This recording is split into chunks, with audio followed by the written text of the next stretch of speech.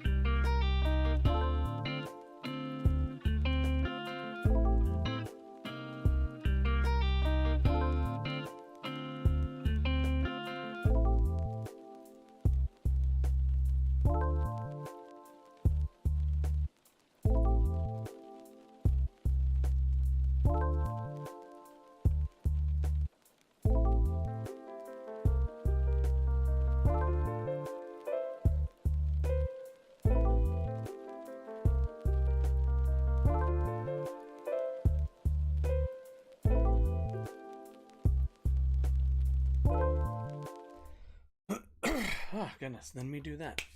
Hello, everybody. How is everybody doing? I don't need to put those on. I do need to drink water real quick, though. Okay. All right, sweet. How's everyone doing today? All right, let's intro really quickly. A good morning, good afternoon, good evening, whenever you might be watching this. My name is Josh, and welcome to my channel. On here, we talk news, politics, current events. Today's kind of a bit on the lighter side. Just because I want to, what's the word?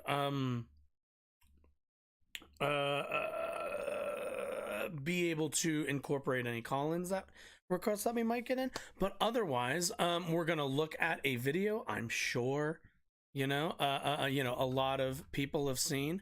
Actually, I saw there was like a follow-up. One second, let me, or no, wait, what is it now? It's now I can probably find it here in a second, but either way, we're gonna go over the whole I want to watch this this person who wasn't really able to define what woke is, and I find this is probably one of the prevailing not even arguments, like one of the prevailing issues I have with people in like my comment sections on YouTube and just in general. I find that like even when I talk to people, like regular people IRL and everything, they have there seems to be this like real difficulty with identifying and describing what people mean definitively as woke.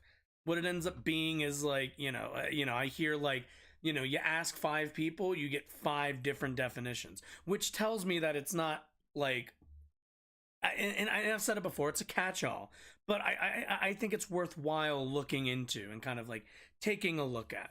But after that, we don't really watch Russell brand content on here, but it looks like he went over a bit of the SBV stuff, or SVB, Silicon SVB stuff. So we'll look at that. Biden going back on one of his campaign promises shouldn't really be super shocking. And then we're gonna wrap up with a secret story that I'm not gonna reveal. Shh, quiet. We're not gonna reveal that one. But either way, I'm gonna put my headphones on and let's just get started with the show.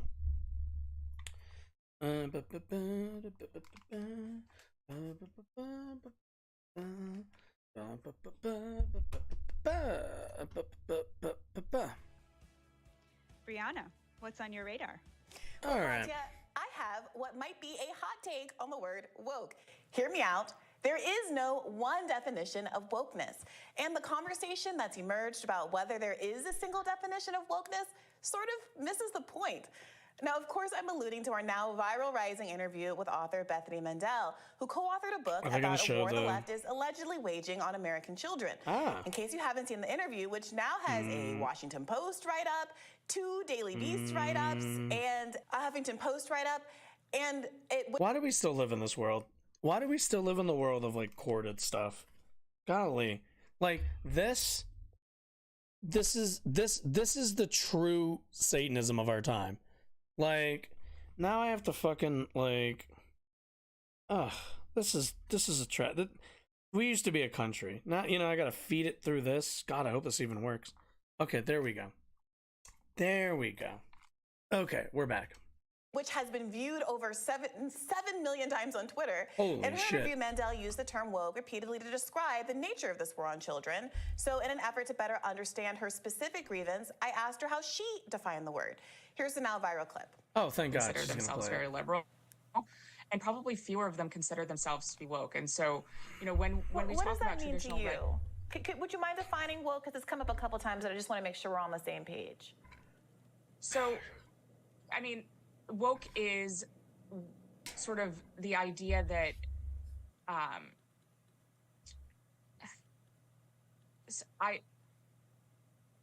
this is going to be one of those moments that goes viral. I mean, woke is something that's very hard to define, and we've spent an entire chapter defining. So, like, okay, let's see. Okay, so when we talk about wokeism, what I tend to find, it is a catch-all term for essentially any leftist or critically what's the word, skeptical like frame of thought centered around like usually kind of the moral implications of like of politics, basically. Like even me, if you ask me to define it, it's like it's always hard, because it's like, well, is it the thing where like is wokeism, as we heard from like Tim Pool, when you have a high ESG rating, but you're like, you're a private bank, a private institution that makes money on the buying and selling of like securities and stocks and everything else, like, is that woke? Because one would argue that even being in the business of buying stocks, bonds, all the rest of that shit in and of itself can't be woke, because wokeness would be at least ostensibly described as left wing, to which it's like, all right, if it's left wing, are we talking like, like mild liberalism? Are we talking socialism, Marxism? And like, I find that this happens with a lot of people. Like, they say, they'll be like, I'm not into all that woke stuff. To which I'm like, well, what stuff are you referring to? And they're like, oh, well, like curbing speech. And I was like, so you mean censorship? And they're like, well, yeah. And then the obvious question then is like, okay, why'd you say wokeness then instead of just saying censorship? And they're just like, oh, I don't really know why. There's like, woke is like, I guess, a lot of stuff. And you're like, okay, so what else is it? And then they go on to name like things that aren't censorship. And then you're like, wait, but I thought woke was censorship. And they're like, well, it's like, a few things. And it's like, okay, so is it anything or is it nothing? Like, what are we talking about here? And overall, it seems like it's like when people say woke, I feel like they have, who I feel like people have, honest to God? What is he?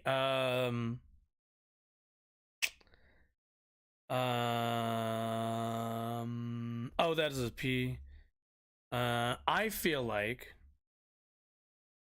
this, okay. Like, tell me I'm wrong, but you couldn't convince me that that what's it called?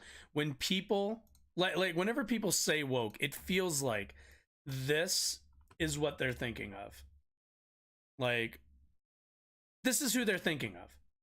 It like if you honestly ask me who I think people like, what people envision in their mind as being woke, it's literally PC Principal from fucking South Park, which, thank you, South Park, for that one. But because like a lot of like, there's a lot of people who like watch South Park pretty casually, and they get a lot of their like politics from South Park, and they also get kind of a way of understanding like different groups and different, like, I guess, kind of like sub ideologies, or at the very least like different like I don't even know. Wokeism isn't really an ideology, so it's kind of hard for me to even say ideology. But like whenever people talk about like wokeness, I swear this is what they're thinking of, even though this is beyond being a caricature, rather like not really a character. Like, the character of PC Principal isn't a character in the show. They're a like bundle of a lot of like left-wing stereotypes, but like drawn to be like kind of more of an like kind of the like the thought of like, or at least like the manifestation of what like an aggressive man would be. It's all like very vaguely drawn, very like non-specific, but I think this is kind of what people think of. Like this is what I feel like they have in their head to a good degree. Defining it is sort of the understanding that we need to totally reimagine and redo society in order to create hierarchies of oppression. Sorry, it's hard to explain in a 15-second soundbite. No, yeah, and it's like, imagine and like, because her definition is like, let's actually listen to her definition really quick.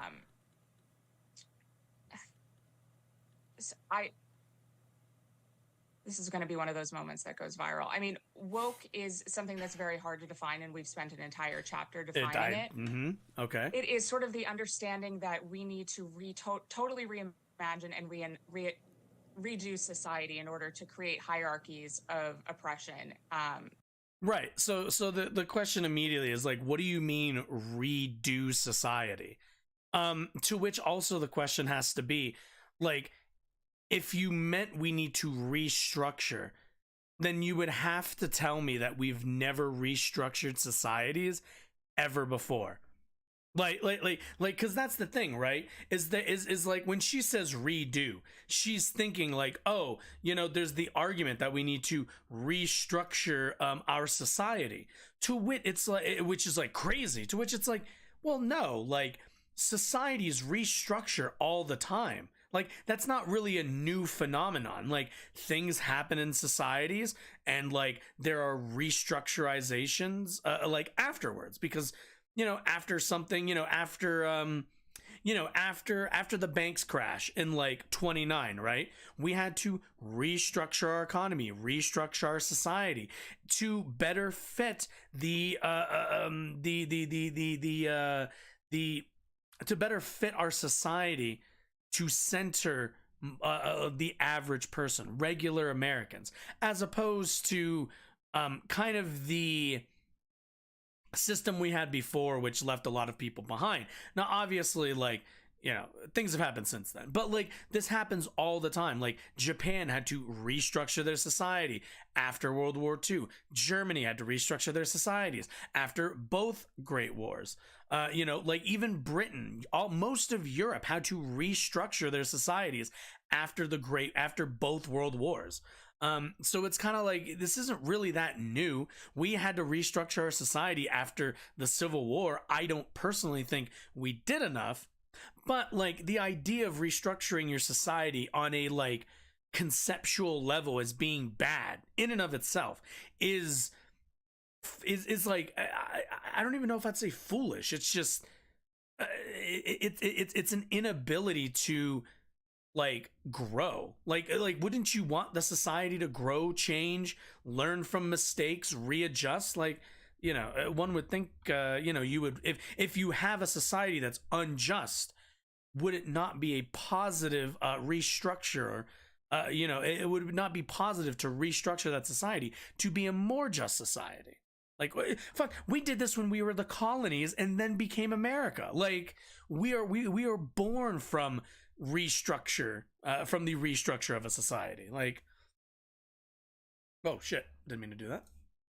Redo society in order to create hierarchies of oppression. Right. And then like the other part of this that I remember her saying is like, it's wokeness is about restructuring society to create hierarchies of oppression, to which the question must become, then what do you think people, as a leftist, right? As a leftist, whoa, shit, my water.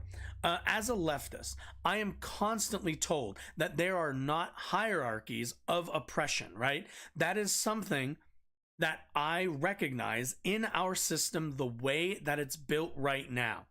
We can see this very plainly with almost every single group. Women, as a good example, do not make the same on average. Like we can talk about the pay gap, which is shrinking, but it still exists. Women still make less on the dollar for similar experience as male counterparts. That's one aspect. If we want to talk about men disproportionately are not given child custody and also handed down stricter sentences when it comes to criminal justice and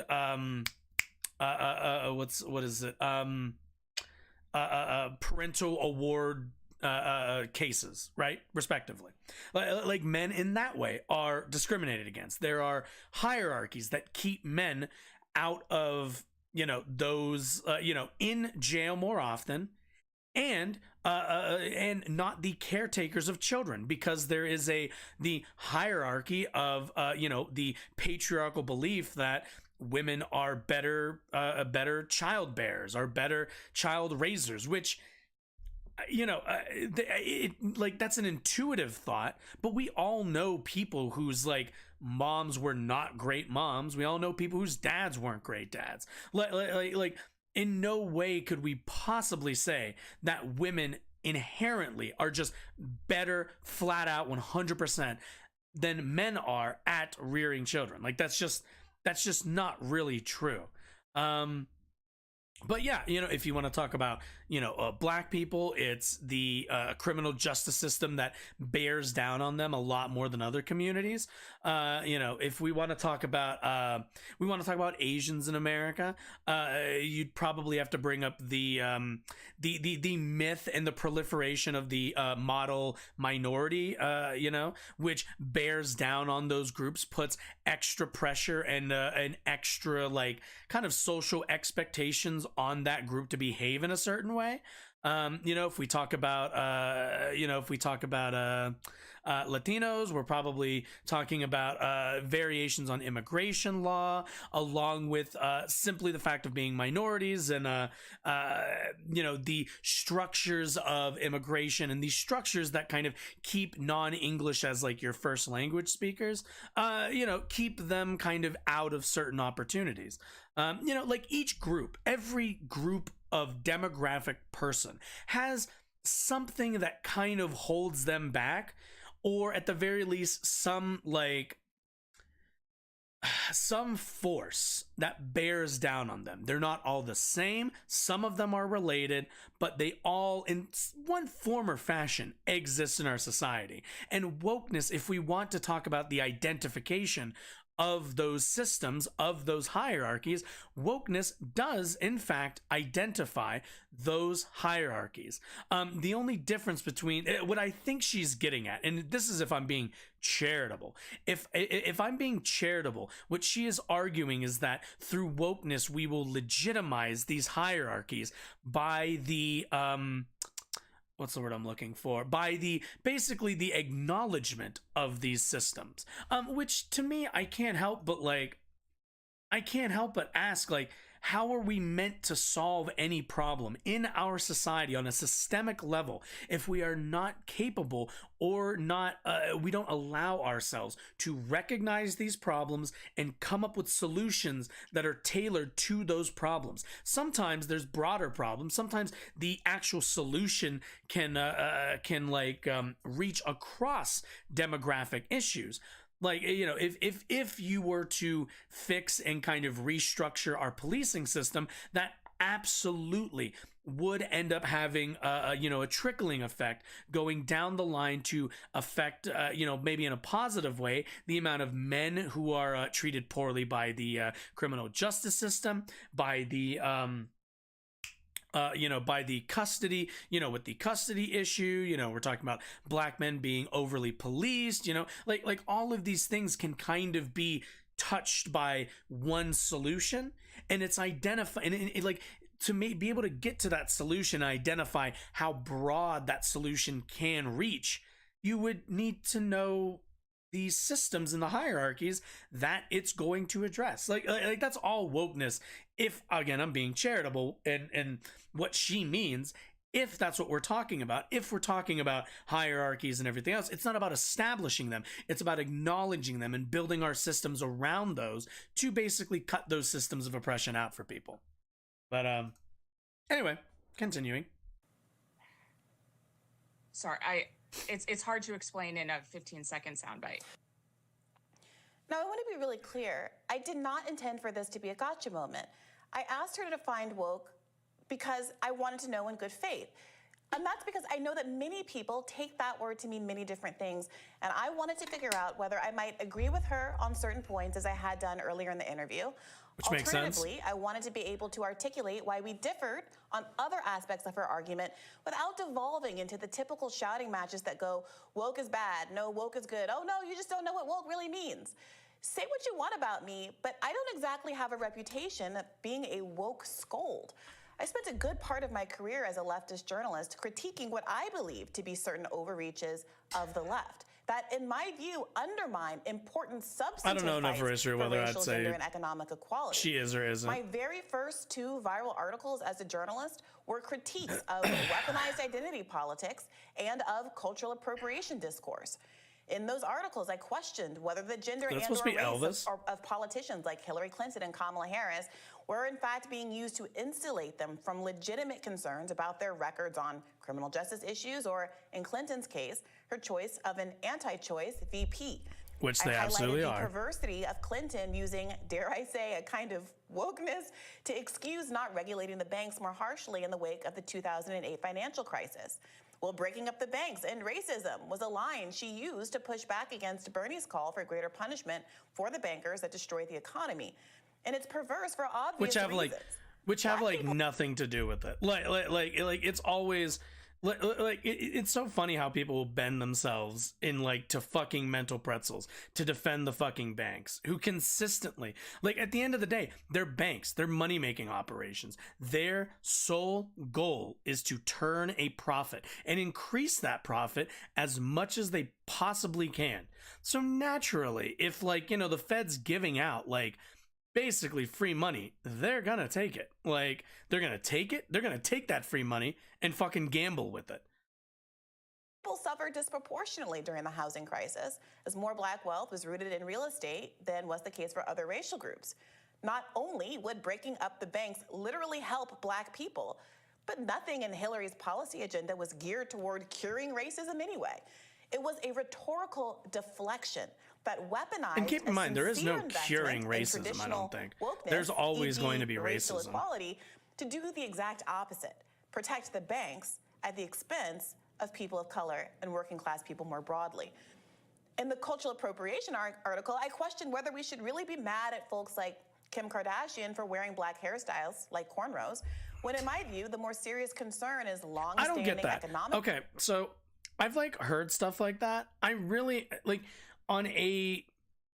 at the very least on a conceptual level, I really don't see why people get in such a tizzy about stuff like that.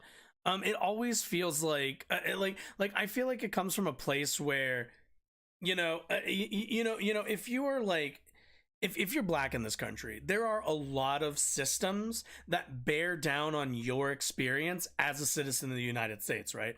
There are a lot of systems that are out of your control, are much larger than you, and the amount of influence you have over the place in which you live is rather small. How many of us, all of us, regardless of race, how many of us actually have a firm grasp on what we control in the world, even in our specific communities, specifically? Almost none, right? There's a pothole in your neighborhood, maybe it gets fixed, maybe it doesn't, but what do you end up doing every time you drive out to work? You just veer to the left a little bit to dodge that, because until the point in which it suddenly becomes fixed. But at no point are you oh, there's a pothole that I always have to go past every single day in the week. I know exactly who to go to. I know exactly I know the exact person to go to. I know exactly what they're gonna do, and I know the company that they're gonna use, or whatever, to fill this pothole on my street. How many of us actually know any of that? Almost none. Because so much of our community leadership has been abstracted so much from the way that district lines are drawn, the way that the actual counties are gerrymandered in in this or that political direction. We don't have a lot of control over a lot of things that impact our lives. So I understand that when people see Kim Kardashian wearing cornrows, it's the one thing that they can directly go to the person that they know who to take their issue with, and immediately be able to get, maybe not a response, but you can immediately respond to Kim Kardashian. You can comment on her Instagram or whatever, the Twitter, whatever the fuck she uses. You can do that. You have a direct line to that person. Is it realistic that you're going to have any kind of actual interaction with them? Fuck no. But like, is it something? Is it like even like just a bit tangible? Yeah, I think so. And I understand that, like, you know, like all of these factors every single day aren't in your control. But when somebody like Kim Kardashian appropriates your culture, you absolutely can get you and a couple other people to tweet at them, get a fucking hashtag going, and feel like you like fought back and won against something, you know? But like, if we're being honest, what is the material harm done by somebody getting this or that haircut? Honest to God, it's the case where like I understand and I sympathize with it, but I do wish people would focus less on that stuff, because it's really not like what we need to be worried about. Like, you know, when it's like Justin Trudeau doing like blackface, that's a different conversation. That guy has power. That might be a sign of, you know, specifically blackface has a history, you know, has a history in this country and in media in general. So that kind of says a lot about what he thinks of black people. But like, getting your hairs braided is, I just think it's a jump, and it's just a bit like, I understand it, I sympathize, but like, we need to focus on like the bigger stuff and not get bogged down with all the you know, what shirt are you wearing, are you, you know, is your hair the right color, you know, like stuff like that. Like, I think it's that stuff like that, I think it's just distractions, that's all. But anyway, yeah. Inequality that is racially distributed, and which punishes black women for wearing the same hairstyles for which white women are celebrated. In other words, is the problem really that a white person did something like open a taco shop or cook Asian food? Or is it that, say, Latinos have more difficulty securing loans to open restaurants than white people, and therefore aren't as able to profit from their own traditions as white people are? Yeah, like the issue, if there's like a white person in your neighborhood that opens like a Chinese restaurant, right? Like the issue with that is not that they're like white and opened a Chinese restaurant. They have all the right in the world to open whatever restaurant and sell whatever fucking food they want. You know, if they just really like Chinese food, they like, let them do it. It's fine. The issue is the systemic preferences that we have. And by like, even then, when I say systemic preferences, it's not even that explicit. It's simply that like, people who are born here, who have long lineages and can benefit from intergenerational wealth, which a lot of white families do get to do, have a higher basically chance to open the businesses that they want to open. And you know, this or that Chinese American family doesn't have that opportunity to open their kitchen, open their restaurant. That's the problem, is when like, you know, when the system you know, selects for generational wealth and kind of intergenerational wealth, but also like social status to a degree, you know? Like, you know, if you are wealthy, you have like think about it. If you're like super wealthy, you get like there were stories in the Silicon Valley Bank story that if you kept your business's money in the bank, in Silicon Valley Bank, if you kept your business checking account or whatever with that bank, they would give you then kickbacks in your personal checking account that would allow you to get 0% mortgages, meaning you could get a house with no money owed as long as you paid off the principal. That's it. Which means any what's the word I'm looking for? Any equity built through that house immediately is profit for you. Immediately. You don't owe any money on it. So that immediately goes to profit. Which means like, you know, and they don't give that to normal people like you or I. I don't get a fucking 0% mortgage. They'll look at me, look at my like pretty normally, normal wage job and say, no, you can get the standard 7 to 11 or whatever the fuck the percentage is for mortgages right now. But the rich person, we'll give them a smaller mortgage so that they buy more of our products. Like the system chooses for these people. It preferentiates. Or there's a preference. I don't know why I keep using the wrong words in verb tense or whatever. Or maybe in adjective tense. Point is, the system chooses for these people and actively, rewards them for simply having money. If you ever talked to anybody rich, you've ever heard them, you've probably heard the phrase where they're like, when I was poor, everyone always charged me for stuff. Everything always costs $1. But now that I'm rich, everyone wants to give me stuff for free. And like, that always comes from like, oh, you're rich. Like, how many rich people have their Instagram accounts where they're given free clothes, free perfume, free this, free that. And the reason they're given that is because they're rich and they can flaunt it as a status item, therefore marketing it to poorer people or even to like upper to middle class people. Like the system just preferences rich people and the wealthy.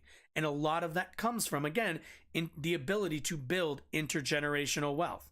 If you only have 50 years to build wealth, you will be at a massive, a disadvantage to somebody whose family has been building their wealth for, 150 years, multiple generations. So, but yeah.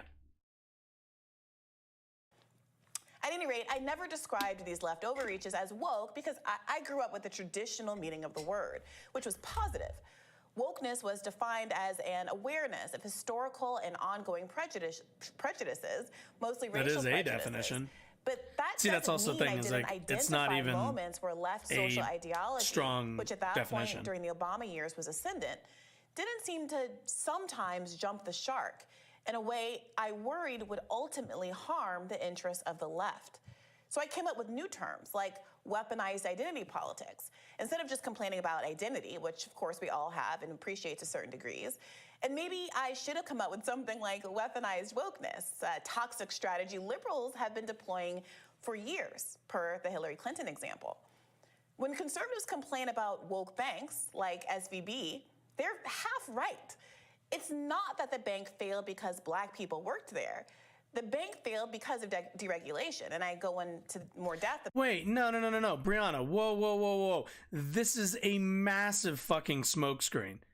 Yeah, this is, first of all, this is in an op-ed of Daily Mail. Second of all, a board, first of all, just breaking down this headline, SVB hired board obsessed. So first you would have to actually substantiate what you mean by obsessed. Do you mean like that's the only thing they invested in? And also you would need to ask, were any of those investments the reason why the bank went under?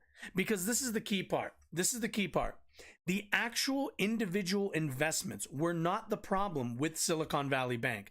I have synthesized a lot of fucking information over the last 2 days, I guess day and a half, yesterday when I didn't stream.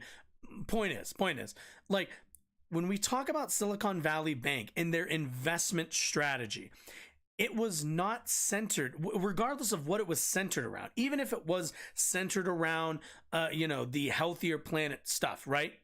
That's not why it went under. It went under because of the bonds that they bought at a certain, what's the word I'm looking for? Interest rate that then basically turned over. Once the Fed increased their interest rates, the Silicon Valley Bank essentially was holding on to bonds that were costing them money, that they were going to then lose money when they went to sell those, right? They bought it at, they bought these bonds at $1, right? They bought them at $1, but now the bonds are going to cost to sell $1.80, we'll say. I'm just using I'm just using fake numbers, or I guess it would be the opposite, that they're a little bit less. Fucking economics is hard, okay? And I'm not a math person. But the point is, The reason why Silicon Valley Bank fell into the problem that they did was because of once the inflationary, with inflation being as high as it was, and with the Fed raising the interest rates, it then basically venture capitalists pulled a lot of their money out of the bank. Right now, if you're like Silicon Valley Bank, you're like, okay, well, we don't have like all of that money on hand. You don't sit on all of that money. When you deposit your money in the bank, they then reinvest that into, this or that thing, right? But the problem was, since a bunch of these venture capitalists ended up pulling their money out of the bank because they pretty much were told, like, pretty much we're all like kind of in the same I think it was described as like kind of the same group chat, and they all came to the determination that like, hey, this bank based on the numbers that we have, based on like their all of their leverage assets and everything else, it would be wise for everybody to get the fuck out before the bottom falls out from under it, not realizing that basically they were avoiding the thing that they were going to cause. So venture capitalists pull their money out, and mind you, again, the SVB did not have the money on hand at that moment to pay everybody. So what they ended up having to do was sell all of their bonds, which again they were going to lose money on, meaning that they lost, I believe the number was $1.8 billion in the sale of the bonds that they bought previously, meaning that the bank lost $1.8 billion on those bonds. And when other people wanted to take their money out, they didn't have the money to actually like give back the money to their depositors. And it's why the FDIC stepped in, shut them down, because they found out once all of this money had gotten moved out of the bank, they pretty much found out that there's no floor to this bank. It's just hovering there. There's nothing there. There's no actual money that they can hand out to their customers, to their depositors. That's why the individual actual investments had no part to play in this. Absolutely, there's no evidence to that. You can say like, oh, well, they did care about doing green initiatives. Cool. That's really nice. That still has nothing to fucking do with the actual like reason why the bottom fell out of this bank. The bottom fell out because venture capitalism got out, and the cheap bonds that the government has been selling over the last we're talking about regulations back in like they haven't increased the interest rate as much as they have for over like 10 years, I think. So like naturally these banks ended up buying up all these bonds that they were like, fuck it, this is like free money, we just take it, we immediately reinvest them. And what they should have been doing, or at the very least they should have been investing up to a certain amount. Another problem was that they were over leveraged. They were only supposed to have about I think it was $250 billion it was, until they would get basically audited, or until the regulations would essentially kick in. But it was raised to 250. It used to be 50 billion. So like this small bank was like, originally was sitting on a much lower regulatory line, basically, where they'd get audited, or they wouldn't be allowed to even hold that many assets and stuff, or be leveraged by that many assets. Again, all of this, I want to reiterate, I hate the terminology when it comes to economics, but keep in mind, none of this, not a single person in my fucking comment section on YouTube, by the way, none of them can point me to the reason that any of these ESG investments had anything to do with this bank's closure, because it doesn't. Their investments were the problem. The fact that they overinvested and overreached with their investments is the problem, which comes down to government regulation. About this in yesterday's radar. But it is true that corporations have been using diversity initiatives to insulate themselves from legitimate criticisms about their business practices. Like, for example, not having a risk officer for most of last year. Of course, it's possible to have boards that aren't all white or all straight. Right. And having a risk officer has nothing to do with if you hire black people. It just doesn't. Those two things aren't related. Like people would look at it and be like, oh, they had a month-long Pride event, or Pride celebration, to which I would have to ask, how long do you think Pride lasts? It's it's in the next word. It's called Pride Month, first of all. Second of all, do you think they were going to parades for 30 days straight? Like, what do you think happened at a normal office building for a pride celebration? They most likely put up a fucking cork board and put up some fucking pride flags, and like, you know, maybe gave out a gift bag or something. But like, when we're talking about like the fundamental functions of banking, these two things aren't related. Like they just aren't. There is no direct connection. You're just naming two things that happened in this building and connecting them. This is the problem with this is a misunderstanding of correlation and causation.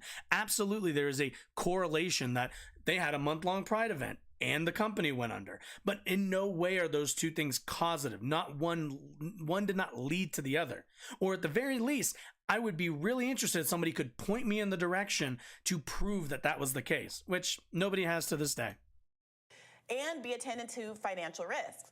But companies are playing a game of three-card Monty, hoping you look over there at the Pride Parade sponsorship so you don't notice their other more unsavory behaviors.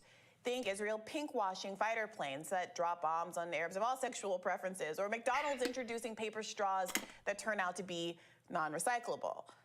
Being woke, the good kind of woke, is sometimes profitable, at least in the current moment.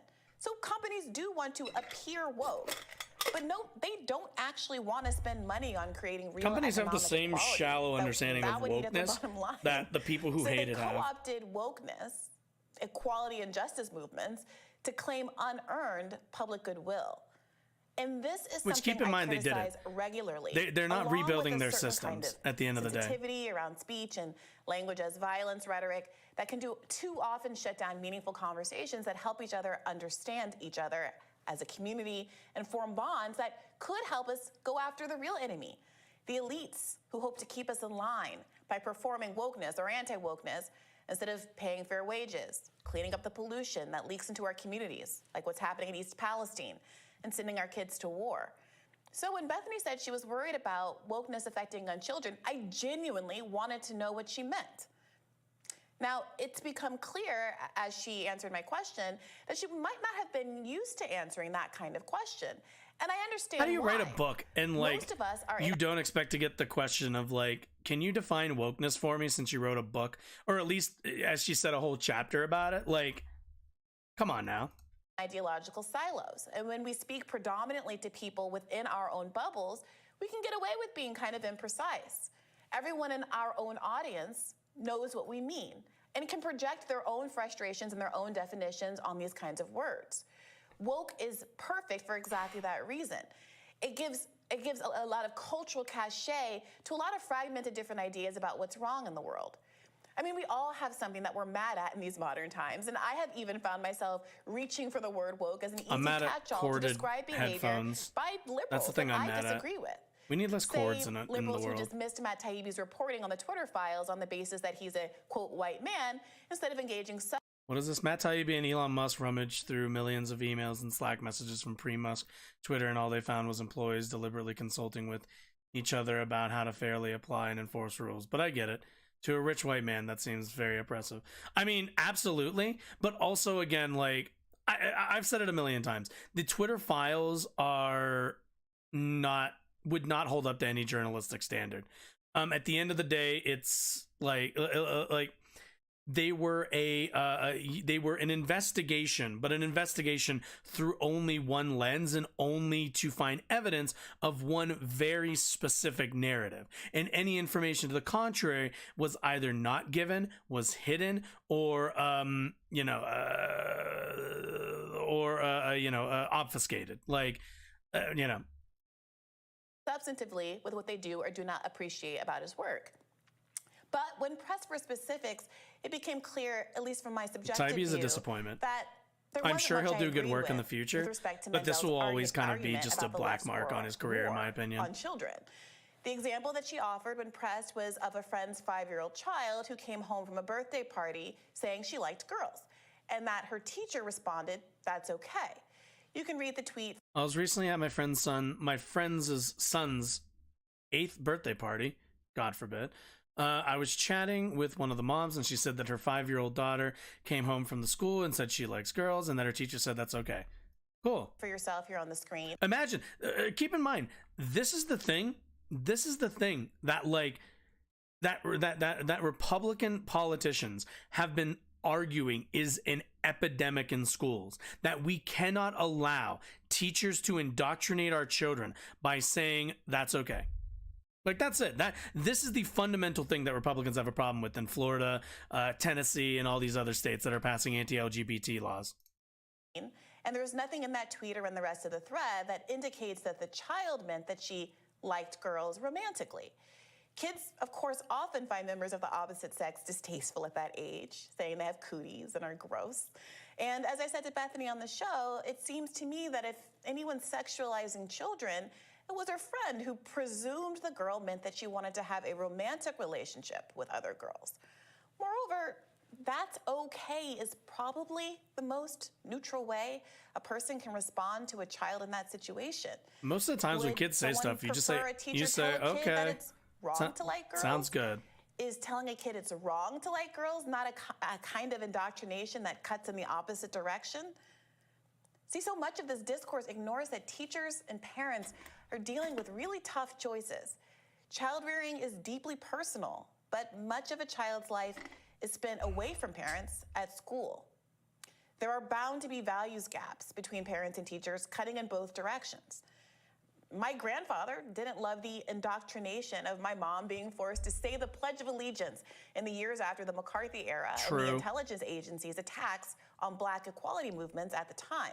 I can respect it. Maybe someone else would prefer to pass on some. Personally, I think the Pledge of Allegiance is cringe, and it, like, if you want to hold the Pledge of Allegiance, I got no problem with that. But like, I remember a time where, like, if you could not deign to even think about like sitting out of the Pledge of Allegiance. You know, I was in like, what was I in? Maybe 4th grade? I think I was in 3rd grade actually. No, I was in 4th grade. I was in like 4th grade, I'm pretty sure. And like when 9/11 happened, and like after that point, for at least like a good like year or two, it was like, oh dude, the like forced patriotism was unbearable. It was absolutely unbearable. Religious teaching that condemns homosexuality, for instance. But I'd argue it's not the school's role to parrot my grandfather's militancy any more than it is for a teacher to project homophobia on a 5-year-old who probably just thinks that boys are gross because she's 5. Instead of engaging in our communities, trying to find neutral ground, I also don't know where this has come up with kids. Like raising kids has always been hard. And like parents have always been dealing with this, but suddenly like in 2023 it's become like such an issue. Like, what if my kid's like gay? What if they're like, all right, like, now I might agree with it's kind of always been hard to be a parent. Hierarchies of like, oppression. Sounds like a skill issue. Use their historically discriminated against status to bully others, say in classroom contexts, into submitting to their worldview. Of course that happens sometimes. I've seen it. I might agree that it's wrong to lash out at people who make good faith mistakes as they try to wrestle with new social norms like pronouns and dead names, but who are genuinely trying to do the right thing and be polite and courteous to others. Left-leaning author Sam Adler-Bell, in fact, wrote a really compelling piece in New York Magazine last year. How do you all read this much? God damn, I can't read. I cannot read like. The new let me just say to any lefty watching who's like. Let me give you a warning right now. I am not the most read person. I just don't like reading that much. I like listening to shit all the time, but goddamn, dude, the amount of like reading I feel like one has to do to be part of the left sometimes is like is a bit much. Like it's just like, dude, I don't got all this time to fucking read all this goddamn literature. Like, good God. Or read like every other article. Also, my reading isn't great, so it's kind of a bitch to read for me sometimes. So unintuitive and morally burdensome also might be that bias political a bit. Norms and ideas in a manner which suggests they are self-evident. And I think that definition is important. I agree with that framing in particular so far as it criticizes not traditional wokeness, but the idea that these new norms are supposed to be self-evident when they're not. They're new. And that those of us who stumble to adapt to them should be subject to ridicule or, dare I say, cancellation when you err in good faith. bum. Think, for example, the Stanford banned words list that condemned the use of the term grandfathered in. Is that something that most people are aware of and that they should get a tongue lashing for continuing to use in conversation? I think most of us agree no. So the reason why like it was a thing you're not important allowed for to Sam say? to define a version of wokeness before he critiqued it is the same reason I urged Bethany to define it. Because it can mean so many things to so many people, a failure to define the word woke serves to divide us and obscure the extent to which most of us agree about some basic things. One, it's good to live in a pluralistic society, but it can be challenging. We want to protect our freedoms without infringing on others. And when we butt heads, when we do infringe, we want to treat each other with compassion and understanding. That means Bethany homeschooling her children and having the right to do so. It also means opposing state efforts to ban the rights of other parents to allow their children to access gender-affirming care if they, in consultation with their doctors, believe that's the right course of action. It means trying to respect people when they tell you how they identify, or alternatively, accepting that a decision not to respect other people's identity means you might not be liked very much, and that's okay. You know, if your name is Bob and I insist on calling you Cheryl, I don't get to claim to be canceled when you don't want to be around me or work with me. That's just common decency.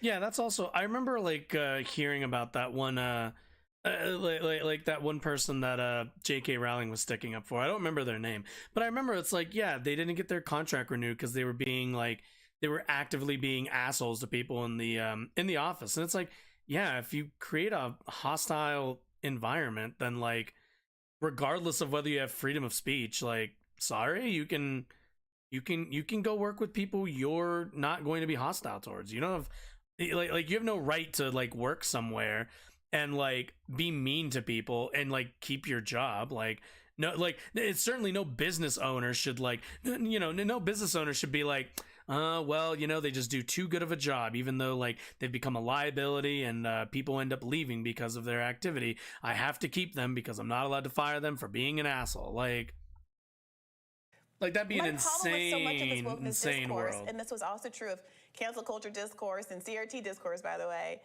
is that when we get to specific cases, most of us agree on a lot.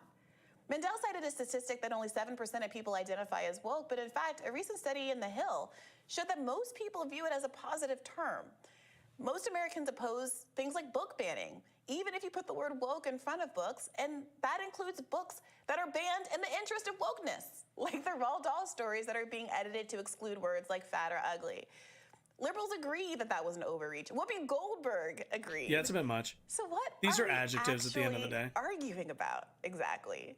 I don't want to play. Like at the end of the day, what do you think you're going to do? Like you're going to take like fat or ugly out of the lexicon? Like it's just not going to happen. And either way, people will just use other terms to describe those things. Like that stuff like that's kind of, I find to be kind of just useless.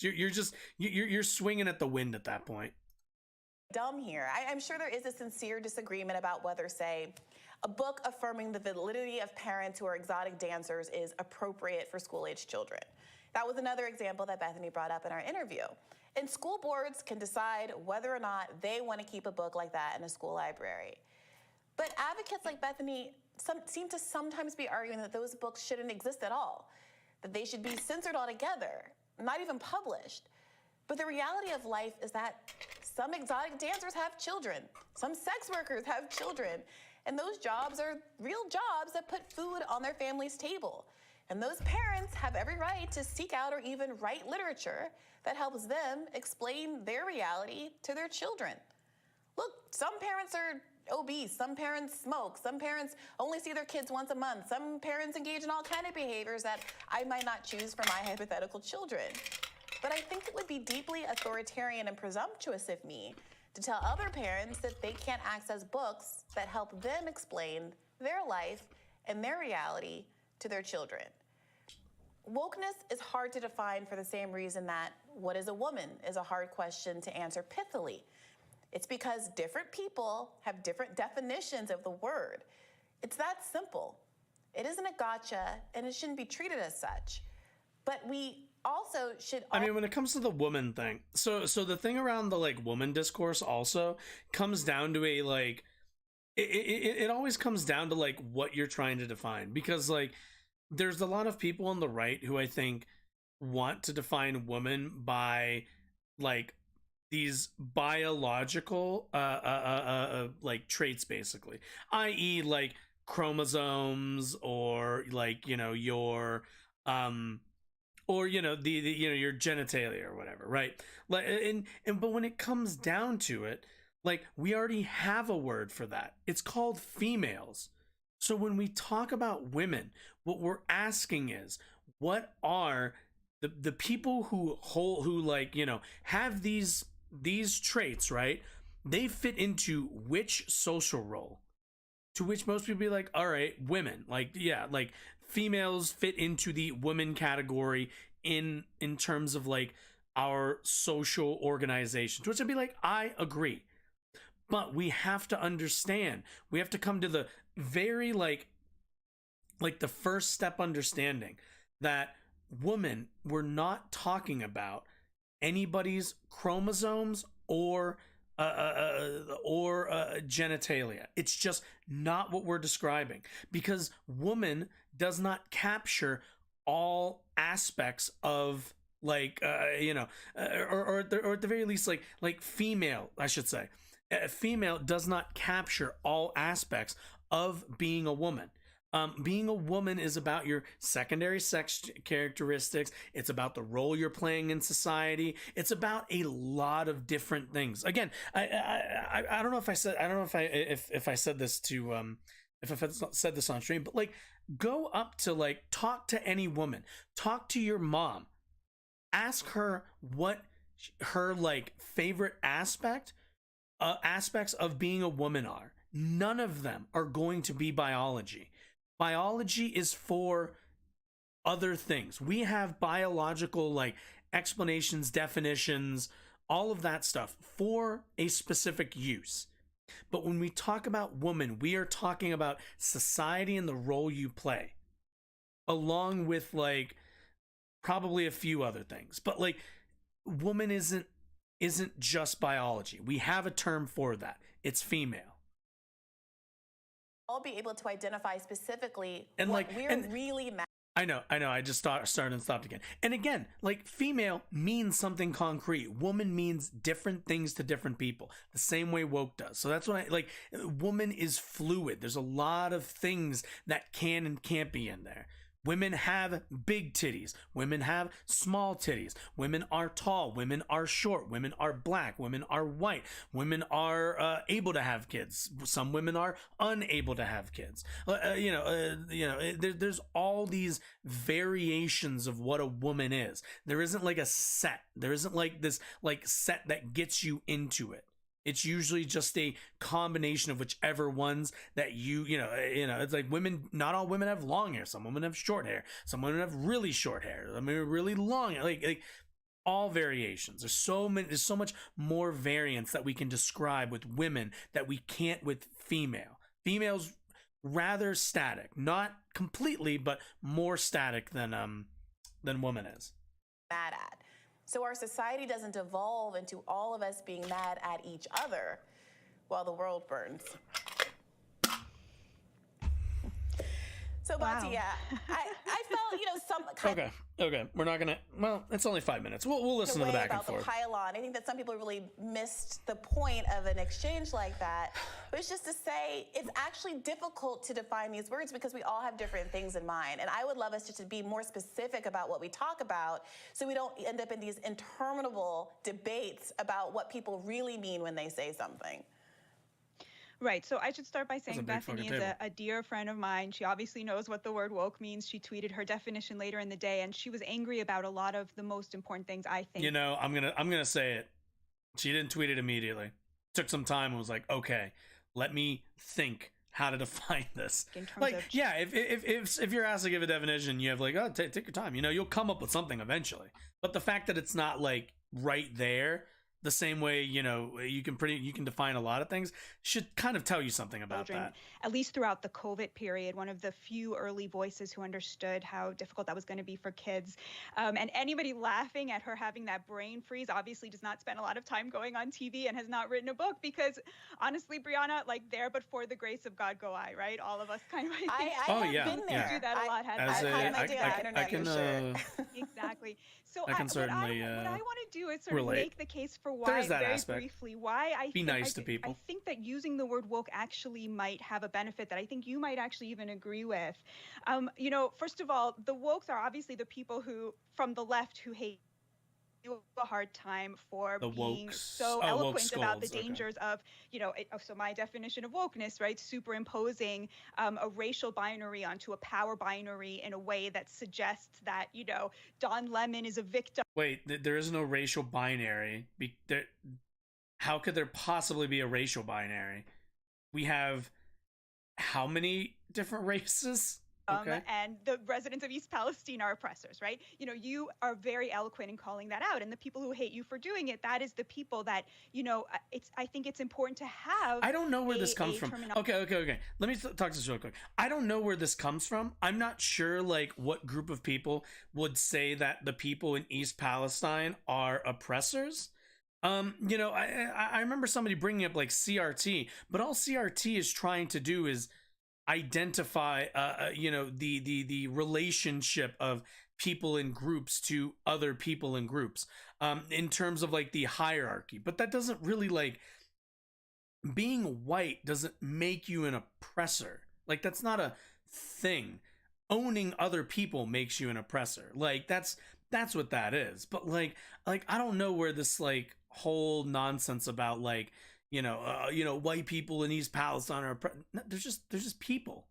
They're just people. If they own people, they're oppressors, absolutely. But, like, are they oppressors? No, they haven't. They just live their lives. Like, you could argue that, like, the racial identity that they share is one of you know, higher hierarchical status. Sure. You could argue that they have some mild advantages in terms of the way that our society has been structured. That's fine. But, like, oppressor, I don't know anybody who's using it in that form or fashion. Terminology that allows us to critique that, but a terminology, crucially, that is available to people who don't have the luxury that we do of sitting around and talking about what Bree to looks call like things kind all of day. annoyed. You know, I'm working on a book about the working class, which means I talk to a lot of working class Americans every week. A lot of people I really of need to color know, when people talk who about the use working class, I need to know what they like. Sometimes I get this feeling that, like, when people say the working class, they really just, like, and like I just feel like they're just talking about, like, you know, former, you know, like fucking, like, white steel workers in Ohio. Like, I feel like that's the group that they're gonna talk to, like, almost exclusively. I'm nervous about the racial diversity whenever people talk about, you know, at least from a conservative standpoint, being interested in the working class, because it seems like the Republican Party is rather self-interested in that manner, in grifting in favor, or grifting for the favor of the white working class, not the working class, but white working class. So when she says I'm writing a book for, you know, about the working class, I kind of worry that she's being a bit dishonest and that she's going to end up writing a book about the white working class. But you know, the book's not out. She could prove me wrong. The word woke because it came to represent something that bothers them about what their children are being taught in school. Excuse me. And so I think a little bit that there is a class component to saying, look, we need to not use this word that has come to stand in for something that we can all agree is happening in a useful way. But we can't all agree what it is. How can we agree it's happening, if we don't know what it is? We need a word that is accessible. If it's like it's one of those things where it's like, well, yeah, if the definition of wokeism or being woke is everything, then yeah, it's always happening then, because everything's always happening. There's no way to not identify something as woke. You could identify anything as woke. It doesn't have to be woke. But to me, giving people who don't have the luxury of sitting around all day and thinking about what to call things a vocabulary to describe something that they are seeing and noticing and is bothering them and upsetting them, and as you point out, maybe they should just educate themselves on what the issue they're having, right? Instead of trying to come up with a term to encompass like multiple different things. Ideas. I think if that would be my case for the word. So what do you make? Like my issue is she's arguing for like, what if we just came up with a new word, or we just accepted woke as a term for X number of things that people are like upset about? To which it's like, we're still not identifying anything though. We're still not identifying what the problem is. And those people can't identify what the problem is. Or at the very least, it's going to take forever for them to explain what they're actually concerned about. If you're actually concerned about the indoctrination of our children, right? The question needs to be asked, okay, what do you mean by that?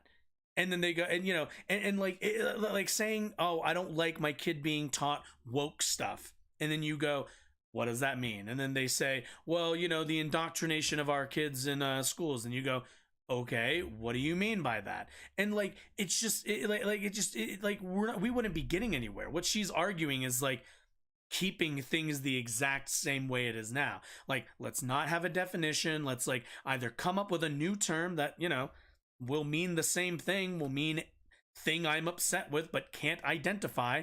Maybe, crazy thought, us as Americans need to be better at identifying the issues that we're having with our society. Like this is probably the bigger thing, is like, that should tell you a lot that Americans are incapable of identifying vocally, like, and accurately what they have an issue with.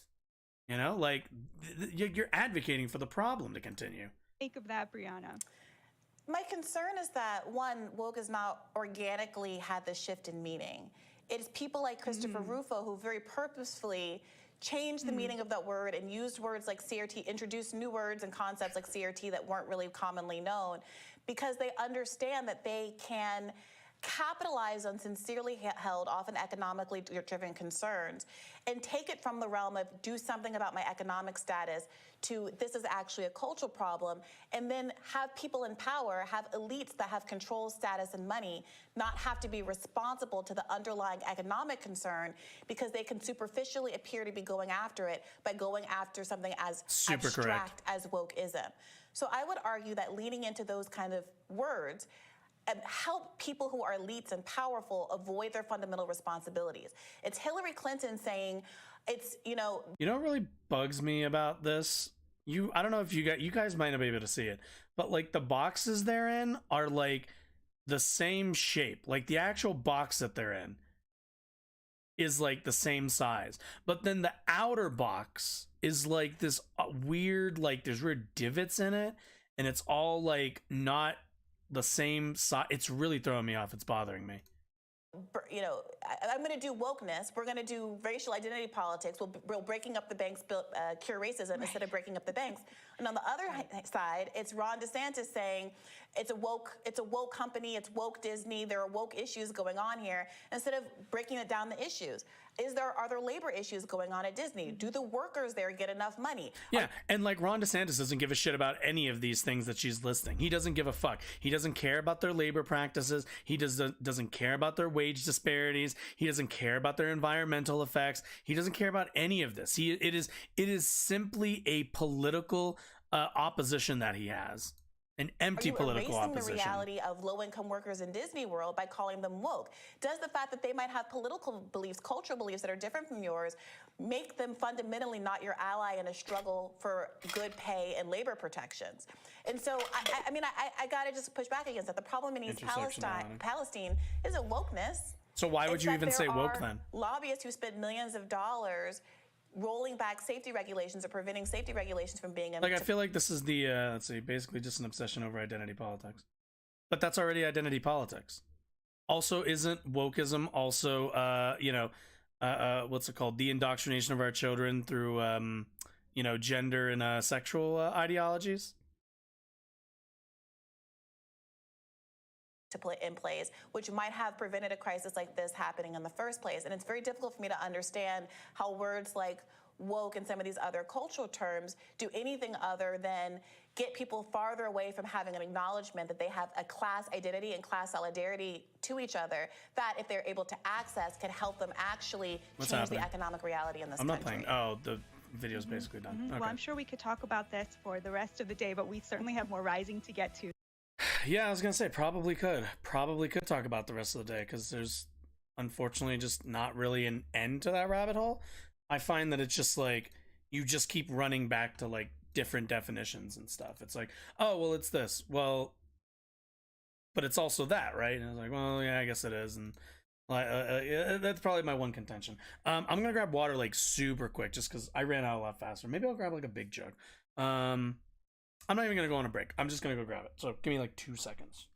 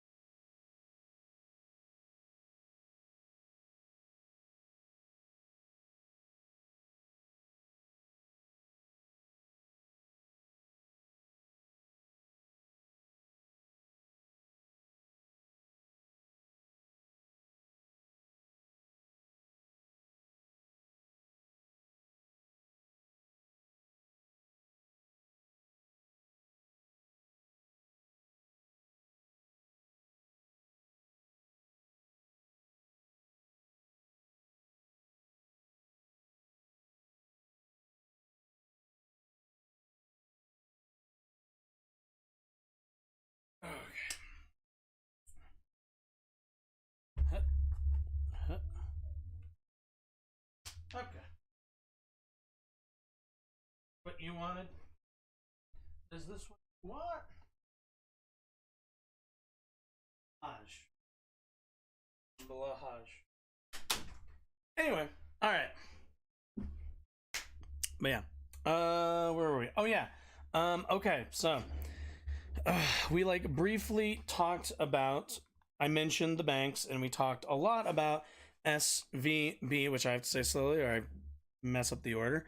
So there's a lot of kind of elements to the Silicon Valley Bank stuff that I like there's a lot of angles to it, but somebody who we don't really look at, that I don't think I've watched any of his content, even like on my own, is Russell Brand. He's like, he's a comedian. He was a comedian, right? Like, because I first saw him in what's the movie? What is it?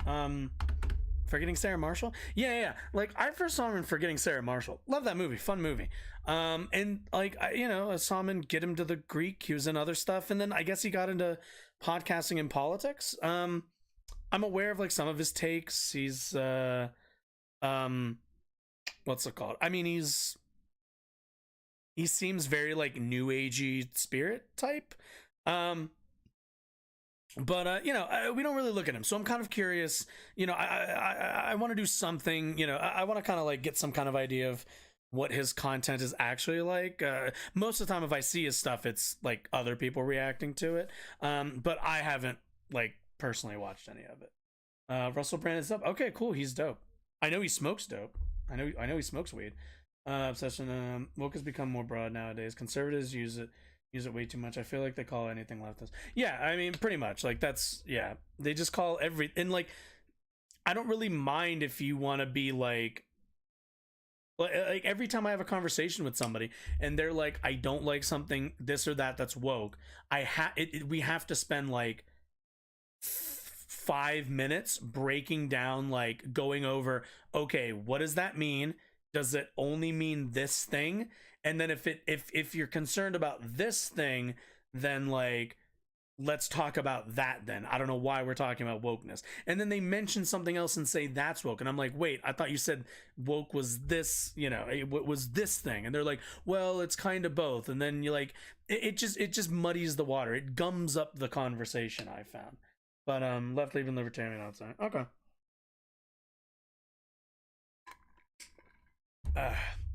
But anyway, yeah, let's go. Yeah, and like also Marky, like keep in mind, like an obsession over identity politics is in and of itself also different from an obsession with race and victim mentality. Like those two things are different. So that like you know, not to call you out or anything, but like that's what I mean, where it's like people, like it's really hard to not like immediately be like, oh, it's like this, and then you're like, oh, well, I guess to me it's this, and it's like, well, which one is it? And we don't all have a shared fucking definition, and like, you know, without a shared definition, it's kind of a useless term. Politically, I guess it's useful for Republicans, but you know, that doesn't really make it good. But either way, let's get into the video. I want to hear his take on the SVB stuff. No, there's a financial crisis. Hopefully it won't have been caused by deregulation. Hopefully you won't. Is he Australian? I don't. End up bailing them is he out, just straight? Tangentially. I'm kind of curious. Hopefully some of the same people that were involved in the 2008 financial crisis won't be involved in this one. Yeah. Hello there, you 6 million English. awakening wonders. Thanks for joining us on this voyage towards truth and freedom, a voyage that must be undertaken together, where we must find new unity, where we have to stop throwing rocks at one another and find ways of uniting, coming I like all of these things. together in a conciliatory fashion in order to confront centralized... He's in Death of the Nile? When the fuck is he in Death on the Nile? IMDb, you have... Wait, is he? Am I crazy? Is he in Death on the Nile? I saw that movie. Okay, I guess he is. Holy shit. If you don't subscribe to our channel yet, subscribe to it right now. English Turn on the comedian. notification bell. Okay, That's so he was the always only a way comedian. that the algorithm is going to English let you get our daily content. Not Remember wrong. To join us every day on Like the stream Rumble. on It's fantastic whatever content there. We talk about it in a much platform. broader way, and of course, we're free to say whatever we want to say. And what we want to say is, he's from together Essex, we can change an the Essex world. boy. That's the message. Him and Will one of the ways Ospreay. we can change the world is by observing patterns. For example, if there was a massive bank crash in 2008 that was caused by impropriety, deregulation, prioritizing financial interests above the interests of ordinary people, that literally had some of the... Is that what caused the crash? Let me get a rewind on that really quick. I think most of that was right, but I do think some of it was... can change the world is by observing patterns. For example, if there was Okay. Off the bat, I just want to say, we as humans are very good at recognizing patterns. Be wary of that, because that sometimes will betray you. bank crash in 2008 that was caused by impropriety. Okay, impropriety, if we're talking about the rating agencies, you know, giving preferential treatment and preferential ratings to the banks, yes. Deregulation, okay, yeah, obviously the banks weren't regulated and also weren't, you know, people weren't arrested or really faced any consequences. That's true. As in financial interest above the interests of ordinary people. Okay, that's capitalism. Let's be clear. Putting the interests, the thing he just, that is just capitalism. Capitalism as a system is built to put the interest of capital owners above everybody else. That's just kind of the way capitalism works. But okay, fair enough. You know, that's more of a... Actually had some of the same protagonists involved. I'm not suggesting they're major players, but certainly people that worked at Lehman Brothers and Deutsche Bank now work at Silicon Valley Bank. I mean, that's enough of a connection. Deregulation somewhat led to this situation, and it's even possible that people will continue to profit in spite of the fact that on the surface, loads of money has gone missing or disappeared. Keep in mind, all the venture capitalists who pulled out their money, they all got their money at the expense of all the other depositors. If the federal government was not willing to backstop the rest of the depositors, all of those people who, granted, had a lot of money, quite frankly, but like all of those people would lose a lot of that money. Meanwhile, the venture capitalists would be the ones who actually walked away with all of their investment funds. Keep that in mind.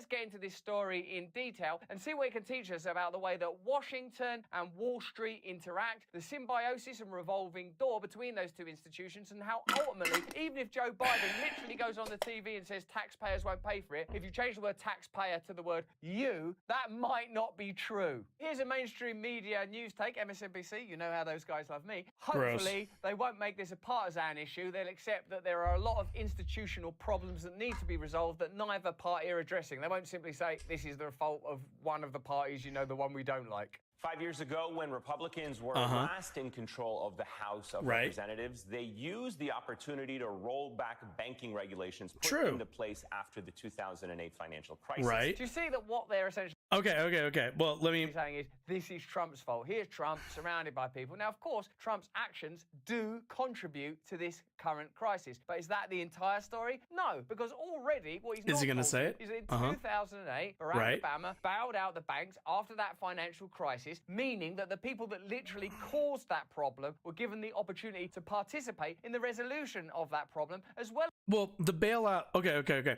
When we talk about a bailout, when the banks were bailed out in 2008, a way that was done was through a quantitative easing, which is essentially just like printing money for any of these banks to basically start reinvesting and functioning all over again. The actual problem with like the problem with the bailout, right, back in 2008 isn't really the fact that we bailed the banks out, because if we hadn't have done that, our economy was going to be utterly fucked. Right? Like the same way like bailing out Silicon Valley Bank is the right thing to do from a pragmatic stance. The issue with the way these bailouts usually end up is that we bail them out and then allow them to go out and do exactly whatever the fuck they want, meaning they're going to end up doing basically what they did before, with the assurance that the federal government is going to protect them from any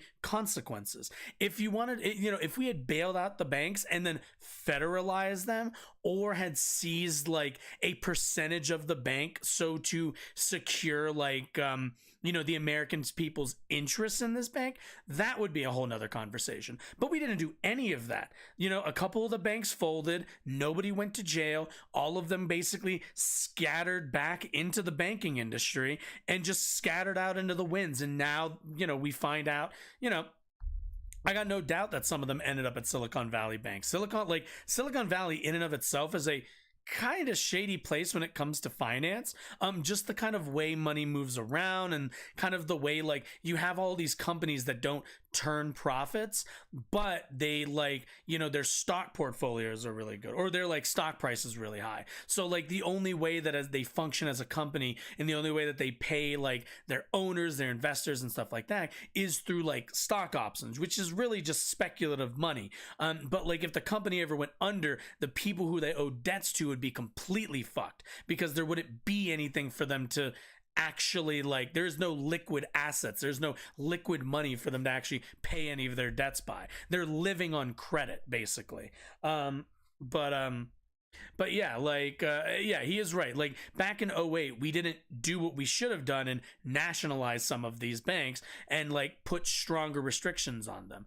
That's the part where the Obama administration and Biden also come into this. They didn't do enough to actually like punish and restructure our banking system in the US to avoid future disasters. It didn't help that Dodd-Frank wasn't that strong, and it damn sure didn't help when Trump just got rid of the already really weak regulation we did have, which again, even then you could track back to the repeal of Glass-Steagall back in the 90s by fucking Clinton. So like Democrats and Republicans both participate in all of this stuff. As being exculpated from the blame that they ought rightly have shared in. No one went to prison. No one was penalised properly. Whereas across America and across the world, ordinary people lost their homes, lost their jobs, measurable, meaningful consequences. Other countries' economies fucking collapsed because of the 2008 crash. Let me know in the comments. Just in case you don't know everything about the complex and deliberately obtuse world of global finance, here are some facts. On Friday, California regulators shut down the Silicon Valley Bank, SVB, a top lender to venture capital firms and tech startups. And the federal... Now keep in mind, what's it called? A lender to venture capital. Venture capitalists at the end of the day are going to be like you always have to remember, venture capitalists are pretty much just gamblers. Like, they are business professional gamblers. If you're a venture capitalist, you're looking for investments, especially, again, we're talking about Silicon Valley. So we're talking about venture capital getting, putting investments into apps, into, technologies, software, not as much hardware, but a lot of software kind of stuff. So keep in mind, like, that's kind of who they've been lending money to. And that's kind of the, the tech startups and everything else. So, the amount of money they were lending out wasn't, they overreached with how much they were lending out. Deposit Insurance Corporation took it over following a bank run by its customers. I think that means a load of people took out their money at once. On Sunday, regulators closed New York-based huge amount, Bank. like during the pandemic, startups and technology companies enjoyed heady profits, some of which they deposited in the Silicon Valley Bank. Flush with their cash, the bank did what banks do. It kept a fraction on hand and invested the rest, putting a large share into long-dated treasury bonds that promised good returns when interest rates were low. So far, so good.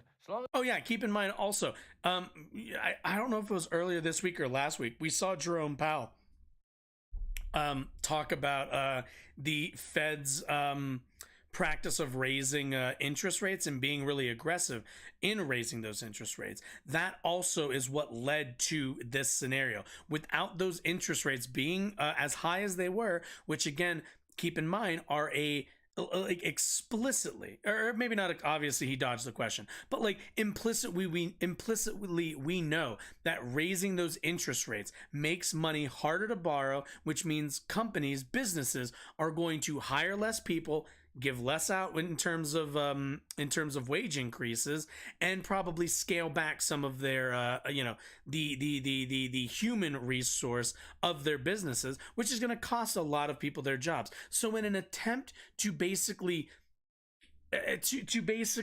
manufacture an environment where less Americans work, more Americans lose the jobs that they have, they have also basically killed this bank, or at the very least, like instigated a factor into what killed this bank.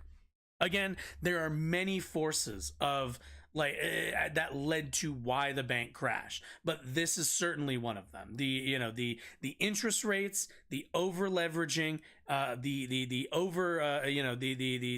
bonds being too high. That's the interest rate, but yeah, and then the obvious bank run.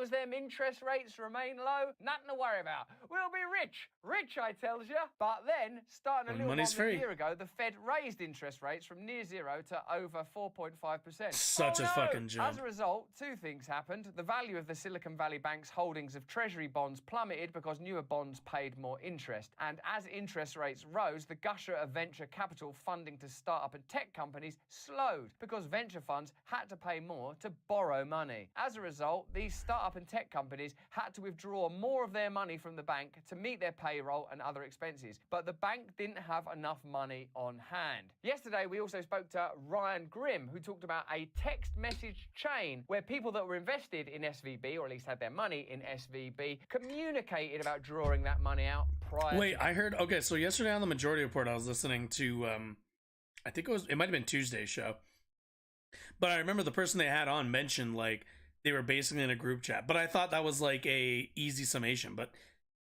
were they being like 100% like honest? Like it was an actual fucking group chat? That's kind of wild.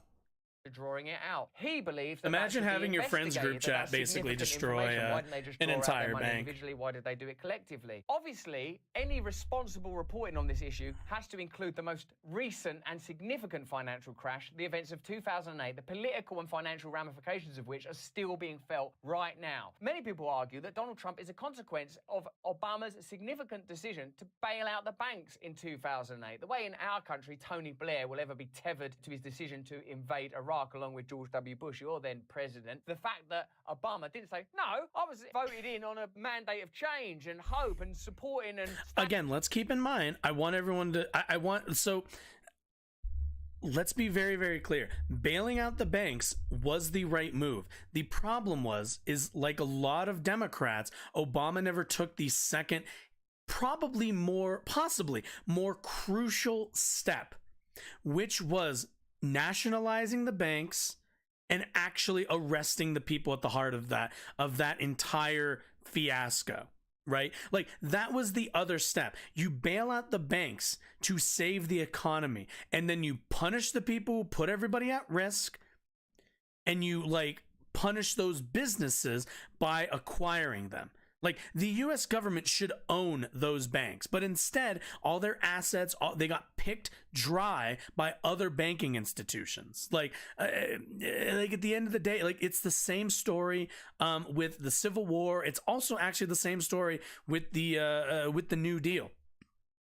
After the Civil War, we had, I believe it was like 150 years of Reconstruction that we did not follow through on. We didn't occupy the South. We didn't like force the desegregation of that society onto them. And we are now looking at a society right now that, if you like, there's a reason why Florida, Tennessee, Texas, these prominent southern states are passing like laws that don't don't force teachers to teach slavery. There's a reason for that.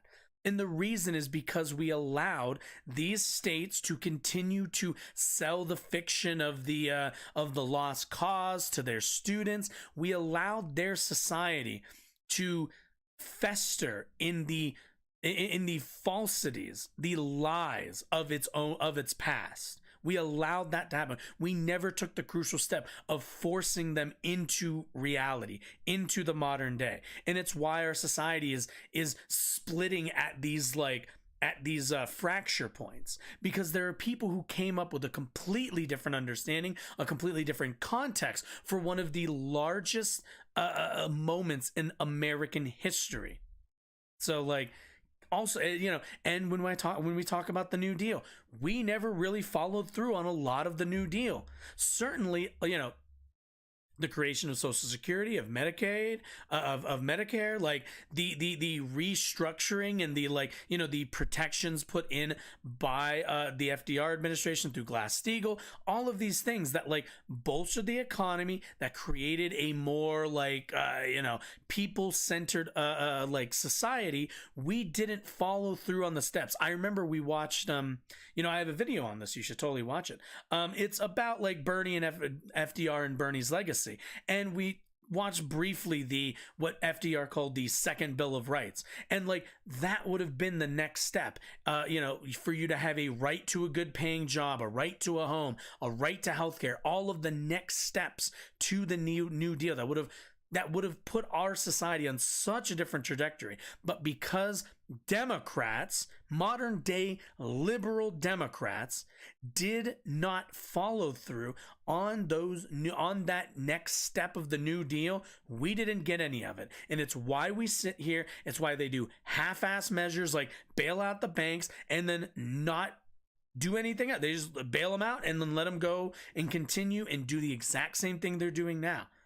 Like, there are multiple economists. People have already said that like the economy we're sitting on, there is another bubble there, and there absolutely there's nothing stopping another 2008 from happening. So like, and they just let them. After 2008, they just let them go. Just figured, all right, cool. They went to go do their thing. We bailed them out, and then they all took home, golden parachutes. They all took home bonuses, and they all fled into the banking industry. So it's like the second step is always as important, I think, as the first step. Solving the immediate problem is only step number one. You need to learn and restructure after that first incident. standing up for ordinary people from across the political and social spectrum. No way, man, I'm not doing it. Instead, what did he do? He did what you would imagine he'd do. He bailed out the donors and the banks. Then they let people set up new regulations and new rules that were involved in the crisis. The whole thing's exactly what you think. And one of the things that worries me when I learn about politics, and you let me know if you feel the same way, is the things that you often intuit, like, hold on a minute, do they just like bail out their donors and stuff? You're right. Obama endorsed the Wall Street bailout and appointed a team of Clinton-era economic advisors led by Tim Geithner, who became Obama's Treasury Secretary, and Lawrence Summers, who became Director of the National Economic Council. These were the same people who in the 90s... And keep in mind, Larry Summers went to go work under in the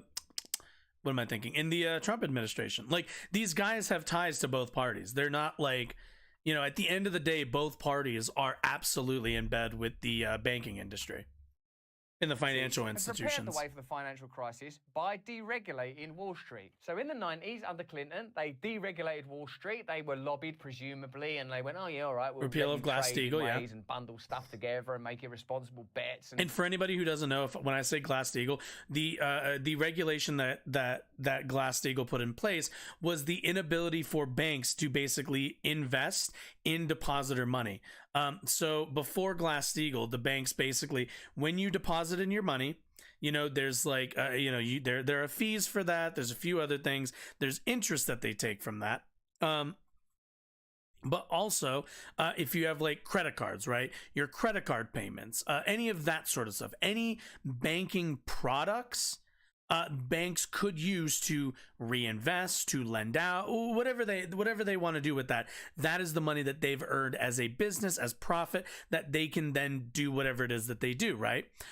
What Glass-Steagall protected was them dipping into depositor money, meaning if you put your money in the bank, they're not allowed to touch that. They were not allowed to, you know, to dip into that fund pool to gamble with. Once they repealed that in the 90s for God only knows fucking reason, I don't even think I've ever heard Clinton's fucking genius reason for doing so. I'm sure it was economic growth, to which the question becomes, is economic growth like worth that kind of risk?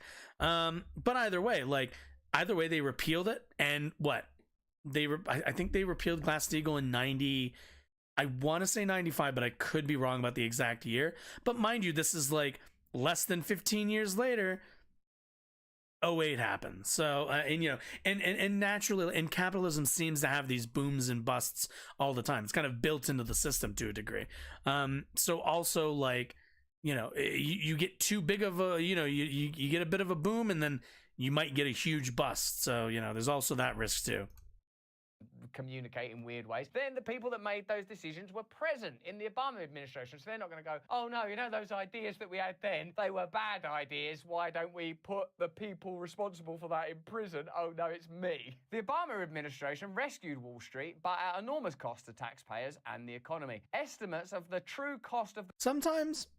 So I feel like so far we've gotten like pretty decent information. Granted, they're sourcing this from like The Guardian, so like, yeah, this is solid information. But sometimes I feel like Russell Brand tries too hard to be funny. He's a funny dude, but like sometimes I'm like, all right, like you don't need to do like the voice or whatever. You can just tell me the information. Tell a joke afterwards or something. The bailout vary from $500 billion to several trillion. Oh, man, I can't fucking conceptualize either of those numbers, can you? They're just abstract at that phase, but I'll tell you what's not abstract, not having an house. The Federal Reserve also provided huge subsidies to the big banks in the form of virtually free loans. But homeowners whose homes were suddenly worth less than the mortgages they owed on them were left hanging in the wind. Many lost their homes. Obama thereby shifted the cost of the bankers' speculative binge onto ordinary Americans, deepening mistrust of a political system increasingly seen as rigged in favor of the rich and powerful. Now, yeah, keep in mind, like all the money that we used to bail them out was our money. That's our taxpayer dollars, and we got nothing out of it. Minute we'll watch Joe Biden's speech and he says things like, you know, capitalism's about risk. If you risk money and you lose money, that's on you. Yeah, but it ain't on you. Yeah. And he was obviously vice president when that happened. So what kind of credibility has he got when it comes to talking about financial crisis? None. What we see more and more in these investigations that we senator from free media MBNA. MBNA is it MBNA? Institutional, I don't remember financial, what and military industrial MA, complex maybe? power and the skill of the political class and media class is managing. He comes from Delaware. It's a big so it seems credit like card it's state. either the right thing to do, or there's no option but to do it, or the other people would have done Mainly it because worse and Delaware's indeed have done it laws are worse in the such past. So we just feel shit, and their regulations in are really bad. Where there's just Are really no options. basically But the fact is, non-existent on there are financial options. institutions. Democracy is an option. Independent journalism is an option. Independent. Wait, I'm sorry. What? Huh? Go back. I'm sorry. I wasn't paying as much attention. We see more and more in these investigations that we undertake here at Stay Free Media is that the system is rigged in order to support institutional, financial, and military industrial complex power. And the skill of the political class and media class is managing that information. So it seems like it's either the right thing to do, or there's no option but to do it, or the other people would have done it worse and indeed have done it worse in the past. So we just feel trapped. Right. Yeah. That's I think I've mentioned this before. We're like nationalizing the train, the fucking Norfolk Southern. That like it's not even on the table for Biden, which there's no reason it shouldn't be. Like there's no reason it shouldn't be with the amount of like issues they've been having, and again they're currently poisoning a community. Like like if I'm Biden, I'm like this. You poison a community in the United States. I'm the president thereof. Good luck, bitch. Your company's mine now. Don't fuck up next time. New train companies, fuck up like this, and we'll own your ass too. Like, that's the only way that you really exert power. Like, in a situation where there's just no options. But the fact is, there are options. Democracy is an option. Independent journalism is an option. Independent thought is an option. Your freedom is an option. But to understand this... all of that was just platitudes. Story a little more deeply and with a little more clarity, we have to look at events in 2015 as well. 8 years before the second largest bank failure in American history occurred, SVB's president personally pressed Congress to reduce scrutiny of his financial institution. So 8 years ago, the president of SVB, Greg Becker, personally himself... You know, I gotta say, this is unrelated to the topic, but I wish I had a producer to get all this shit sourced for me. That would be nice. Deregulation. Do you know what would make things a lot easier? Go on. Deregulation. What do you mean? Let you do more stuff that you want to do without stopping you from doing it in case it causes a financial crash of some kind? Yeah, that's right. Deregulate us. Let us do... Russell, you need to do more voices, my friend.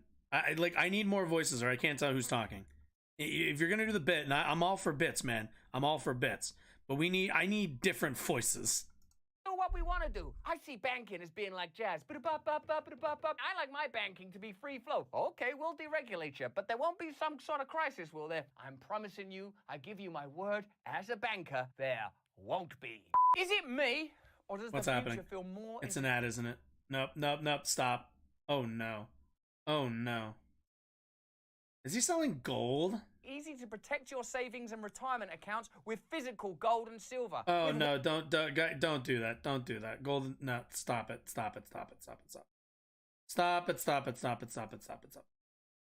Becker submitted a statement to a Senate panel pushing legislators to exempt more banks, including his own.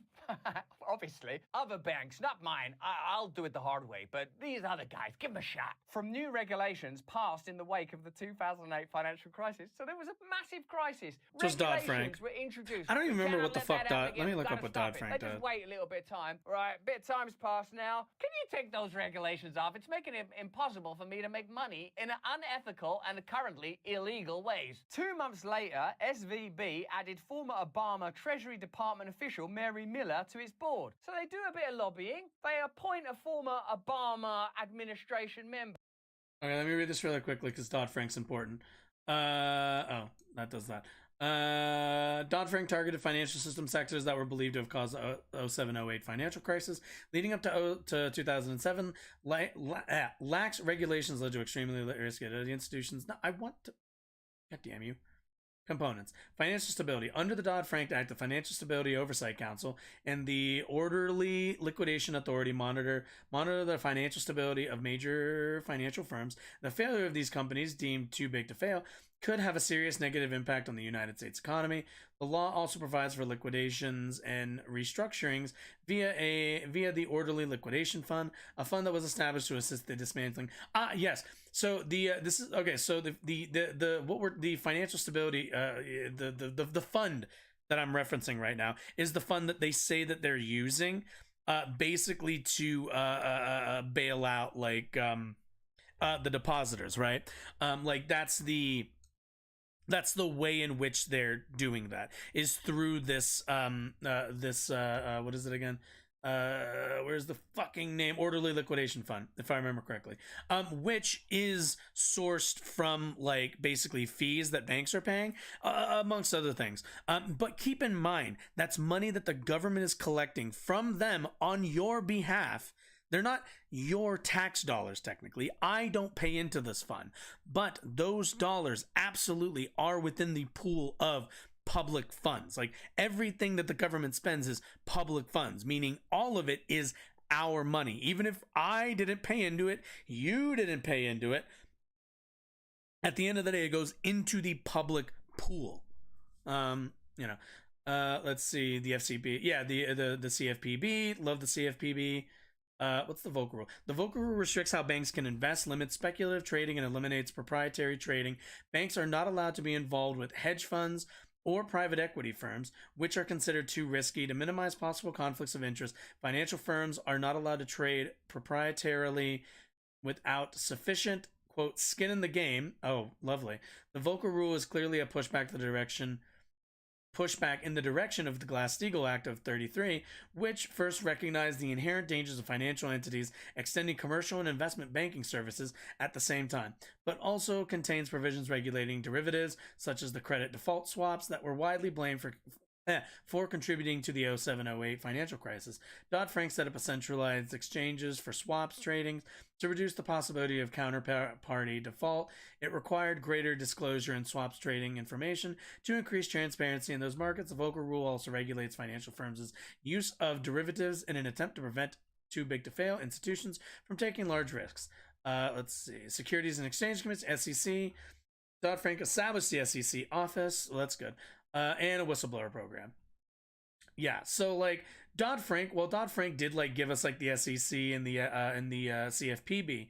The Volcker Rule is kind of a like light version of Glass-Steagall, and then like overall, like at the end of the day, none of what I said like really did any of the really put up the barriers that I think we really needed. I have to look a little bit more into it. I haven't done too much on Dodd-Frank, but I just wanted us to at least get like some kind of idea of what's in it. And what do you know? They suddenly get their way. But don't think there's a revolving. And keep in mind, they got rid of Dodd-Frank. No matter who obviously, it doesn't get rid of the SEC or CFPB, but don't think that there's no one in Washington standing up for your rights. In even the peripheral figures that do care about your rights, voices in the wilderness that won't have any meaningful impact because institutional power is locked into a set of interests that can't be moved by democracy. They've rigged the game. You know that already. Around that time, federal disclosure records show the bank was lobbying lawmakers on financial regulatory. Is this just like a nihilism channel? The Systemic Risk Designation Improvement Act of 2015, a bill that was the precursor to legislation ultimately signed by President Donald Trump. The bill was supported in the Senate by 50 Republicans and 17 Democrats, including Virginia Senator. Yeah, damn mine. 17 fucking Democrats. And granted, these are the 17 Democrats that were willing to go out there and do this publicly. Keep that in mind also. Mark Warner, Democrat, for whom Becca held a fundraiser fucking Virginia, at his no Menlo shit. Park, California home in 2016. It's exactly what you think it is, isn't it? They hold fundraisers. If I hold a fundraiser for you, will you deregulate the banking industry so I can make money? The answer is yes. Yes, I will. Oh, before I go, does that not make you feel compromised? You know, that you're not representing the interests of the people that you were elected by to protect them, particularly in the wake of the 2008 crash? Sorry, I stopped listening after we agreed on the fundraiser. 3 years later, after the bank spent more than $500 million on federal lobbying, lawmakers obliged. That's the phases it took. A bit of lobbying, employ someone, hold a couple of fundraisers, a bit more lobbying, crack on and earn your money. Progressive critics have been quick to blame a deregulatory measure approved 5 years ago by the then Republican-controlled Congress for engendering 2 of the 3 largest bank failures in US history. Yeah, because then what you can do is you can have your cake and eat it. You can still feel like you're on the right side of history and everything and not do anything to change anything. That's what happens again and again and again. In fact, I increasingly believe that is the liberal position. Well, the only things that are available are these bastards or us bastards. And us bastards at least pretend to care about people that are slightly different from us. The GOP... Whoa, liberals and progressives, very different. Let's be very clear. The progressive, like, argument or the progressive pushback is not just to Republicans, but also to like the Obama administration. Progressives are not very, as a voting bloc, as a like kind of ideologically aligned demographic. Most like leftists, especially the people more left than I am, do not have fond things to say about the Obama administration and their regulatory decisions. However, wasn't alone in supporting Senator Mike Crapo's Republican Idaho Economic Growth, Regulatory Relief and Consumer Protection Act. Even then, it wasn't just Republicans. Barney Frank, architect of the Dodd-Frank banking regulations implemented in the aftermath of the 2008 financial crisis, played a key role in whitewashing the bipartisan effort to weaken those rules in 2018 after he had received more than $1 million while serving on Signature's board following his departure from Congress. Just take a moment to absorb that. One of the people that came up with the regulations to prevent another crash like 2008 ever happening again, this dude, Barney Frank, got a job on the board of Signature and took $1 million and participated in weakening the regulation that he himself came up. He must have known what that regulation was supposed to be doing it. How are we ever going to stop another financial crash of this nature? Well, I've come up with some regulations. There we go. Now we have voices. There, it should work. Okay, thank you, Barney. Great work there. Couple of years. Would you mind removing some of those regulations? It's making it difficult for some of the guys to make money. Oh, yeah. I mean, would there be any problems? I can't think of any problems off the top of my head. I think I was feeling a bit regulatory that day. I was regulating everything. I regulated the cat, regulated the dog. There's only one person who should. There's only two people that should ever regulate. We gotta loosen things up. I'm gonna need a little space, a little room. It's Warren G and store some of this Nate cash Dogg. that I've recently acquired that it's none of Those are the your only people who can business where I got that, self-regulate. as a matter of fact. Does anyone need anything deregulated? Roll up. Anything deregulated? Well, you regulated this a couple of years ago. Yeah, you can deregulate that. Jesus Christ, there's like so much happening right now. Okay, can we get past the bit? Can we get past the bit? I'm good on the bit part. Position on this. Remember, we're not saying that the Republicans and Donald Trump aren't to blame. They are. But also, the Democrats are to blame as well. For example, they've learned that people don't like bailing out banks, so they'll be very careful to say, we won't be bailing out the banks using taxpayer money. We've got this special miracle fund that only comes from bankers. Okay, do you think if we spend a moment pondering that, do you think the banks might look to somehow rescind those losses or mitigate those losses elsewhere? And who do you think the banks will look to get the money from? General Zod? Thanos? Baddies from the outreaches of space? No, do you think it might come be? on, Kang the Conqueror. Today, We already know. Thanks to the quick action of my administration over the past few days, Americans can have confidence that the banking system is safe. Don't have confidence unless you are the mark in a confidence trick, which of course we all are. No losses will be borne by the taxpayers. Jesus. Instead, the money will come from the fees that banks pay into the Deposit Insurance Fund. Investors in the banks. Yeah, which at the end of the day go like again, those are still public funds. Again, keep in mind, regardless, like let's see, give me a second. If we regardless of whether we, like me, you, any of us paid into that specific fund, it's still public money. Meaning like it's money that we could use for other things. Will not be protected. They knowingly took a risk, and when the risk didn't pay off, investors lose their money. That's how capitalism works. That's why there's not people involved in Lehman Brothers and Deutsche Bank working at these banks. Like Joseph Gentile can't really have worked at Lehman Brothers and also at SVB. And Kim Olsen can't really have worked at Deutsche Bank and Signature. Otherwise, what Joe Biden's saying there would be a mad lie. During the Obama-Biden administration, we put in place tough requirements on banks like Silicon Valley Bank and Signature Bank. How did that work out? Including the Dodd-Frank law. Dodd-Frank law, that's that guy, Frank, who lobbied to change the law so that a bank he worked for and who gave him $1 million could benefit. To make sure that the crisis we saw in 2008 would not happen again.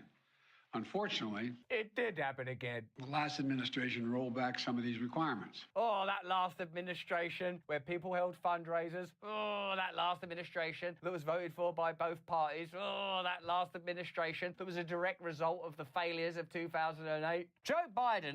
Not wrong. Show me the lie. At the end of the day, like unfortunately, Democrats, specifically liberal Democrats like Joe Biden, like Obama, don't really have a lot of a leg to stand on.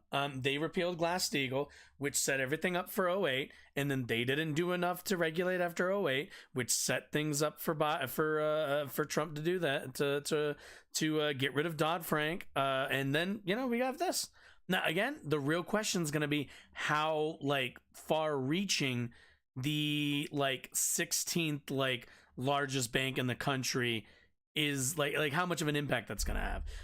But Silicon Valley Bank, by the way, 16th largest bank was, but yeah, number 16. So like keep in mind, like there are 15 other larger banks. We're not, when the question comes, are we looking at a full like economic meltdown? Probably not. But admittedly, it's not. The fact that this can happen with Silicon Valley Bank, like the fact that they took these idiotic risks, they set themselves up for this much failure, and like, yeah, are they paying for that right now? Absolutely. That now they've been seized by the fucking FDIC. Like, sure, like, that happened, but like, keep in mind once again what's the word I'm looking for? What's the word I'm looking for?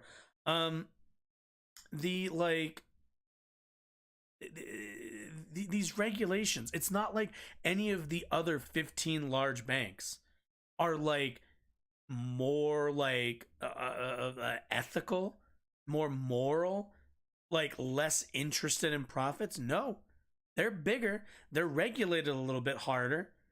But if you don't think they've found loopholes for their size of bank, the same way these guys found loopholes in theirs, it's just... And elected and appointed officials in a system where the accumulation of profit is at the center. Bank, or indeed any further it's what people are going to do. Won't come at taxpayers' expense. On Monday, Biden was at pains to say that no losses would be borne by taxpayers, and the money would come from the fees that banks pay into the Deposit Insurance Fund of the Federal Deposit Insurance Corporation, FDIC. His comments followed those of Janet Yellen, the Treasury Secretary, who told CBS on Sunday, "Let me be clear that during the financial crisis, there were investors and owners of systemic large banks that were bailed out, and the reforms that have been put in place means that we're not going to do that again in the same way, in a way that's visible and plain, because we worked out that we can get away with this stuff if we just change the words a little bit. But one thing we can tell you is the financial industry isn't going to be meaningfully persecuted in the same way." Yeah, at the end of the day, you like charge them fees, which is basically a tax, and then put it into a fund that's like different, but like at the end of the day, you tax them.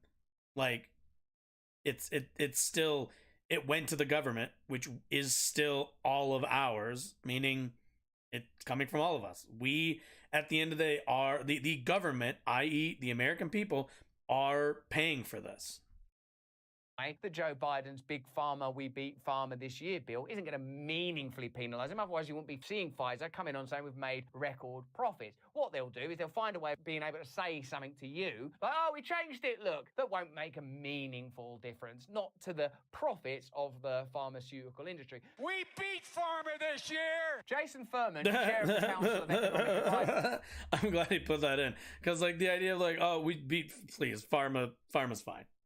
First of all, the fucking like actual regulations they put in, like the actual stuff that the inflation reduction, the IRA, like any of the stuff that had to do with the pharmaceutical companies, that doesn't even kick in until 25.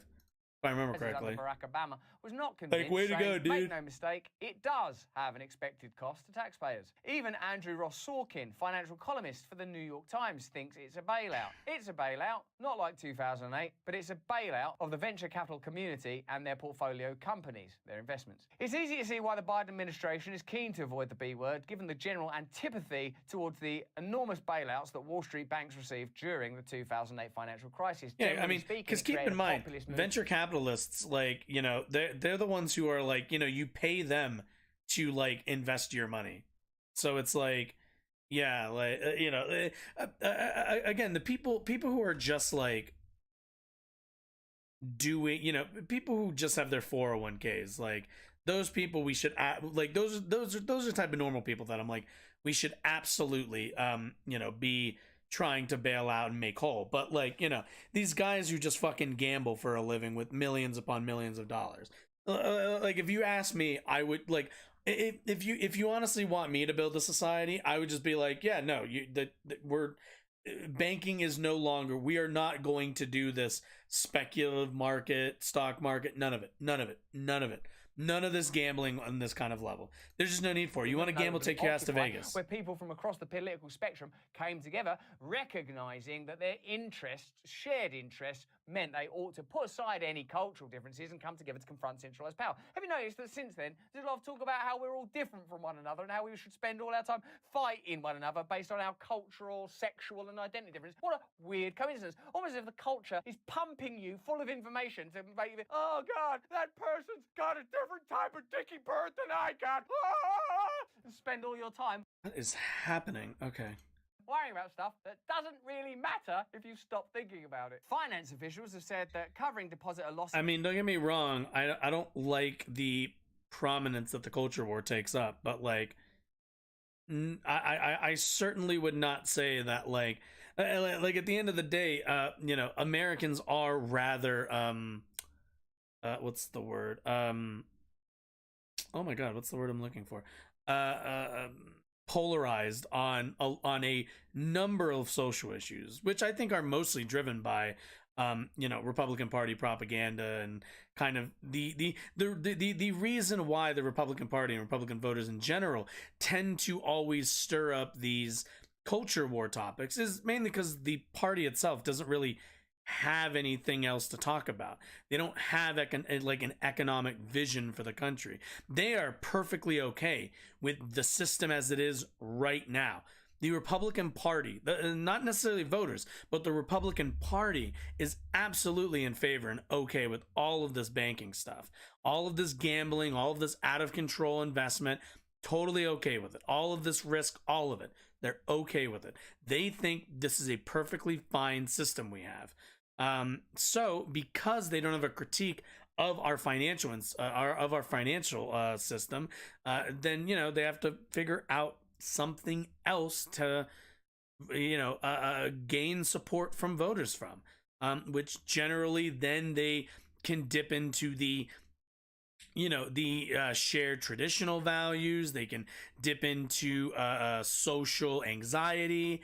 You know, they dip into a lot of those other topics because, you know, what else are they going to talk about? Like, you know, if they don't talk about CRT, they don't talk about wokeness, are they going to talk about any of that stuff? Fuck no.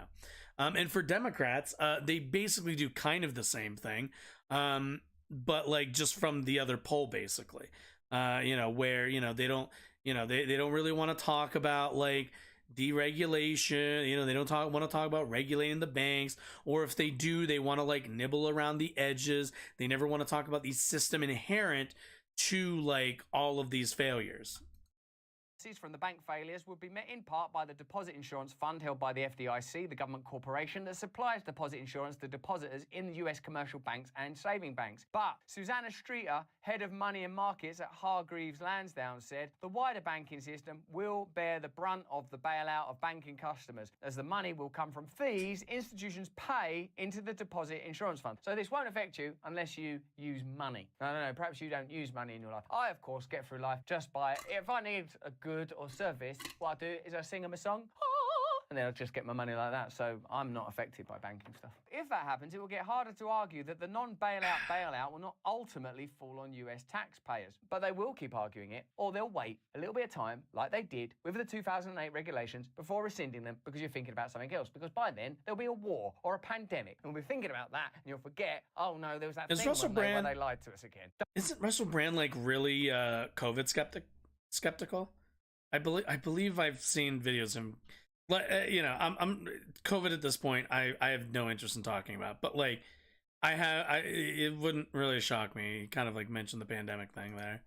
Don't forget Assuming there are wider losses not covered either by SVB and signature assets or Federal Deposit Insurance funds, part of it should be expected to fall on bank customers indirectly, Morgan Ricks, a banking professor at Vanderbilt Law School, told NBC. Okay, so let's see if there is a relationship between the way that parties are funded and the way that parties behave when in office, and if Biden's serious when he spouts invective about how the perpetrators of these events will be punished. In 2020, President Trump promised 4 more years of low taxes, light regulation, and a laser focus on the stock market. Yet professionals on Wall Street shunned Trump and funneled staggering amounts of money to his opponent. Campaign donations to Biden were 5 times larger than to Trump. What Makes this sense. clearly demonstrates to me is that there is a porous relationship between Wall Street and Washington. That if you give enough money to the Democrat Party or the Republican Party, they will legislate, regulate, and govern in accordance with your wishes, not in accordance with the people that voted them into office and power. Biden received 5 times more money from Wall Street than Trump. Do you think that receiving this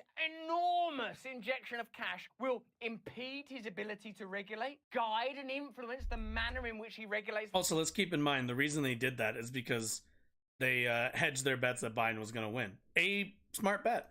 The financial industry? Or do you think he'll just take that money and forget all about it? The same way they took your vote, then forgot what they promised you. But that's just what I think. Let me know what you think in the comments and the chat. Turn on the notification bell. Okay.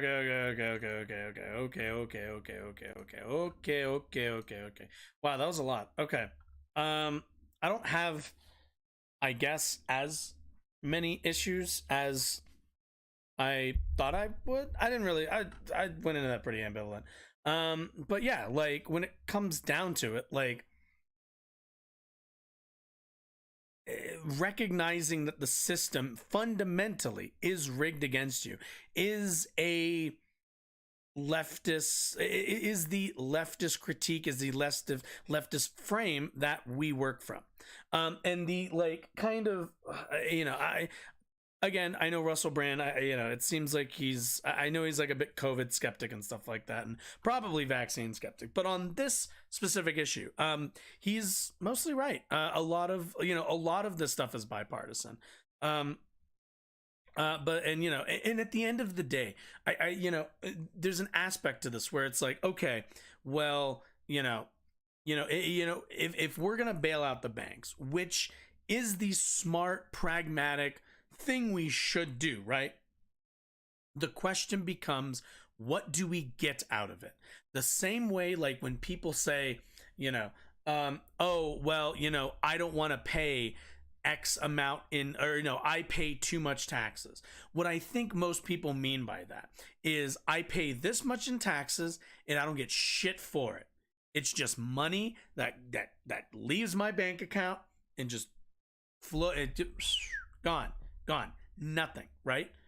And when it comes down to how we organize and how we structure our society, I think it's important to recognize that we need to give people tangible returns on their investment when in terms of their tax dollars. So like, somebody telling me like, I remember like I've argued with people before where it's been like, yeah, I want like a free, a single payer healthcare system in this country. And a lot of people's argument against that is like, but you want to pay an extra 5-10% in taxes, whatever the fuck it is. Usually they say a ridiculous number, but it's going to be whatever percentage increase on taxes, to which my obvious answer is, yeah, like I'm okay with paying more if I'm getting more out of it. If you're telling me I can pay an extra whatever 10% of my income, but I now don't have to worry about getting sick and going bankrupt from surviving being sick, absolutely, I would take that. Same with college, same with a lot of this other stuff. It's all about what you get for it. And that's also the fundamental question with this bank shit. We're going to bail these banks out. It's the smart thing to do, but what the fuck are we getting out of it? What am I getting out of it? What are you getting out of it? We're not getting anything. We're bailing these guys out so that they can go fuck over our economy again and make money in the process. What we should be doing is nationalizing it, and we now, you and I, fucking own a bank now. That's what should be happening. But, you know, Biden's not going to do it. So it's just like, fuck it. You know what? Like, you know, you wonder why Americans are so skeptical of their government, so skeptical of their politicians, so skeptical of their news media, which also, again, is, what's the word? You know, it gets a lot of their money from advertisements from a lot of the companies that the banks fund, and a lot of the banks even do advertisements on these news channels. You know, it's just it's a whole thing. Like, we need a full restructuring of all this shit. I'm just, you know, the way we get information, the way we, you know, distribute information. But what is it? I mean, just being aware. That is a definition. Yeah. Precisely, OAS music. Precisely. Like, they should, like if we just bought you guys out, why the fuck do we not own you? Like what kind of sense does that make? Like how many of the banks, when you default on your mortgage, like, pay your mortgage and then you keep your house? That doesn't happen. The banks don't do that for you and me. No. They fucking, or, you know, whoever owns your mortgage then gets your house. So why the fuck is it? Why is this relationship only one way? Why do they only take and we only, we only give? Like, it's ridiculous. It's absolutely ridiculous. But, anyway, so, Russell talked a lot about Biden, and, for good reason, because, you know, it's actually kind of, you know, it's got to be a bit embarrassing. I mean, I guess it would be if Biden gave a shit. But certainly if I was in his position, I'd be a little embarrassed that not only did this bank crisis happen, I now have people hounding me about a bailout that I'm trying really hard to, like, convince people that I'm not allowing to happen, but also now I'm going back on one of my campaign promises, to which a lot of people are now starting to get really pissed about that. So, like, you know, in a year, right? In about a year, we're going to have the presidential elections once again. It's going to be it's going to be Biden versus Trump, probably. I think that's pretty safe bet. Maybe DeSantis. But it certainly isn't going to do him a lot of good if 1 year after, you know, if in the last year Biden has bailed out a bank, gone back on more of his campaign promises. Keep in mind, he didn't reform the police. He didn't do anything with police, actually. You know, he just sent more money to them, called it a fucking day. And now I hear he's allowing for drilling in Alaska, something which he was explicitly against a couple years ago on the campaign trail. So let's go take a look. We're going to use Democracy Now! Because I like Democracy Now! But, yeah. Multiple news organizations. Except Amy Goodman is so goddamn quiet. Preparing to formally approve a massive oil and gas development in northern Alaska known as the Willow Project. Yeah, that looks good. The billion-dollar ConocoPhillips development's expected to be announced today, greenlighting the drilling of some 600 million barrels of crude oil. Climate activists and many indigenous groups had urged Biden to reject the project. I think I talked to somebody the other day at work about this. In advance of approving the Willow Project, like, the Biden administration the problem is they're going to drill in Alaska and then sell the oil to other parts of the Arctic. Other parts of the world. This includes barring future We're not even going to get to buy. We don't even get to buy our own oil a lot of times. Waters in the Arctic Ocean. Because they can get a better price overseas. In a further 13 million acres in the National Petroleum Reserve in Alaska's North Slope. Kristen Mansell of the Center for Biological Diversity criticized the Biden plan, saying, quote, protecting one area of the Arctic so you can destroy another doesn't make sense, and it won't help the people and wildlife who will be upended by the Willow Project, they said. We go now to North Pole, Alaska, where we're joined I wonder if they show the by clip. I saw the clip of him, like, explicitly being director like, of the Sovereign Inupiat to fucking drilling. It's great to have you back. Thanks so much for joining us, Sikanik. Can you talk about what you understand is being announced today? Well, recently on Friday afternoon, the Bloomberg report came out saying that there was speculations that the Biden administration will approve a 3-pad plan instead of the 5-pad original plan. And now we're hearing that he will make his decision Monday at about 9 a.m., but we're not for sure. While campaigning in 2020, Gotta love that, like, then broadcast presidential pause. candidate It's always Joe awkward. Biden said, quote, "No more drilling on federal lands, period." This is candidate Biden responding to a question about his position on drilling. I'm glad they're showing the fucking clip because it is like. Yes, he made and a I lot think of. I'm the only one, maybe not the only one running who's been up in the Arctic Circle. Remember the great oil spill that occurred? And I watched when I went up there, and I went up in a helicopter up in the North Slope and saw what was going on. God, Biden is such the fucking old man who, like, who's like stretching for, like, details. Like, and saw what was happening as the glaciers began to melt, and how the caribou and everyone. I mean, there's a lot going on up there. Come on. And it's a real gigantic problem. There we go. And by the way, no more drilling on federal lands, period. Period, period, period. But the Arctic Circle is a disaster to do that. So that was candidate Biden. And again, the little part we missed at the beginning of what the candidate said was, "I'm completely, totally opposed to drilling in the Arctic." Sikanik Malpan, describe this project. What is the Willow Project and what you understand President Biden's announcing today? Well, this is the biggest oil and gas leasing project that's on public lands right now. It is a massive project that would be happening in the North Slope. Closest community would be Nuiqsut, and this would completely encircle the community in oil and gas, which already has Prudhoe Bay, Alpine, and this is just the start of the project because this could green light for further exploration, further development, and this project would emit so much carbon, it would actually double the amount that Biden had promised that he would reduce. And so all of his plans to reduce the CO2 being released would be nullified by this project, and then putting back double. Yeah, keep in mind, Biden wants to take all this fucking credit for, like, reduced emissions and wants to do a lot of fucking, a lip service to, like, environmental issues. And, like, they're gonna do that. These fucking, like centrist Democrats is what they do. They fucking, like, pretend like they give a shit about, like, environmental issues, and then they'll be like, oh yeah, I won't do this. Like, yeah, we gotta not do this one thing, but then do, like, something that's basically the same, like 5 meters away, and be like, what? These are completely different things. What are you talking about? Like, fucking A. Going to reduce.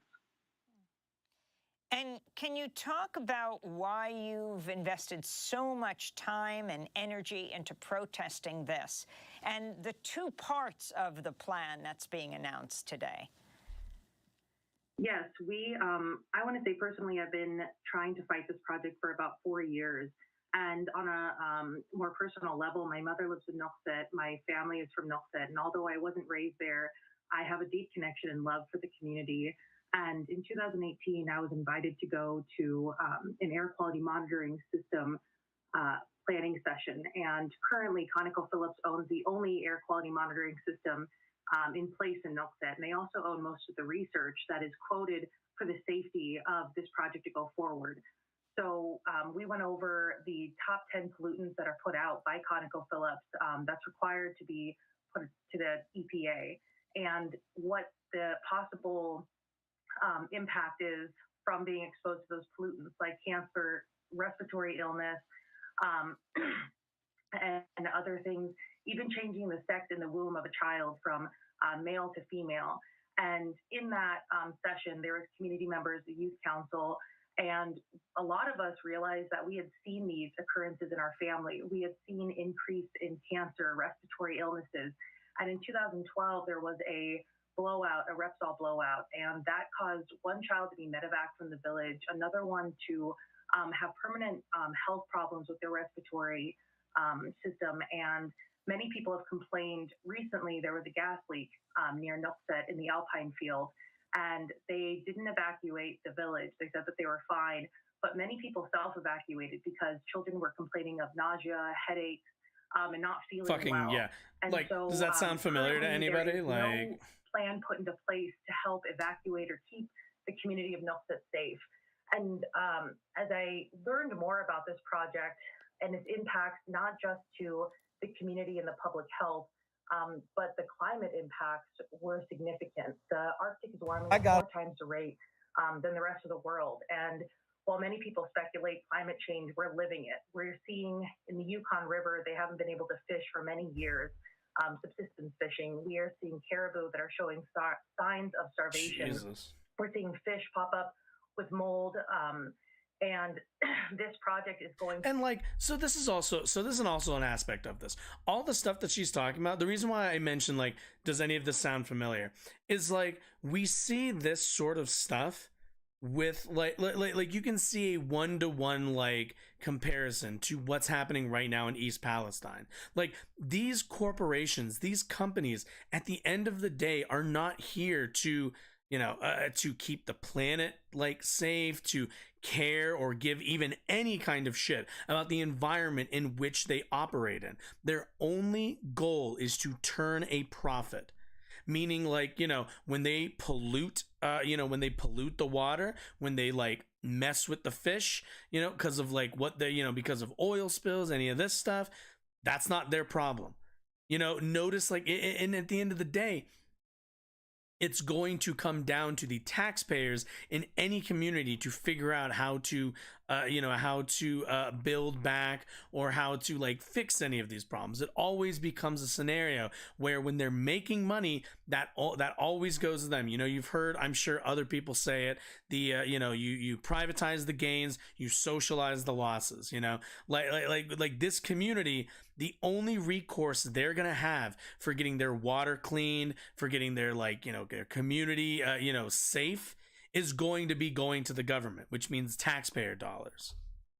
We're gonna be paying for the effects that this company creates through their campaign for profit. To accelerate those issues and create food insecurity and many, many issues that is not just going to affect Milkset or the 8 I cannot imagine living all the way up here but the entire Arctic Look at that itself. bird. And then, of course, globally, it's going to affect people for climate change. And so this project, amazing bird, we're concerned about for those reasons. But we also want to transition away from oil and gas, and this would lock us into oil and gas for the next 30 years. And we wouldn't actually see any of the benefits economically for 10 years. So this would be something that, a catastrophe for Biden, who had promised that he would transition us into clean energy.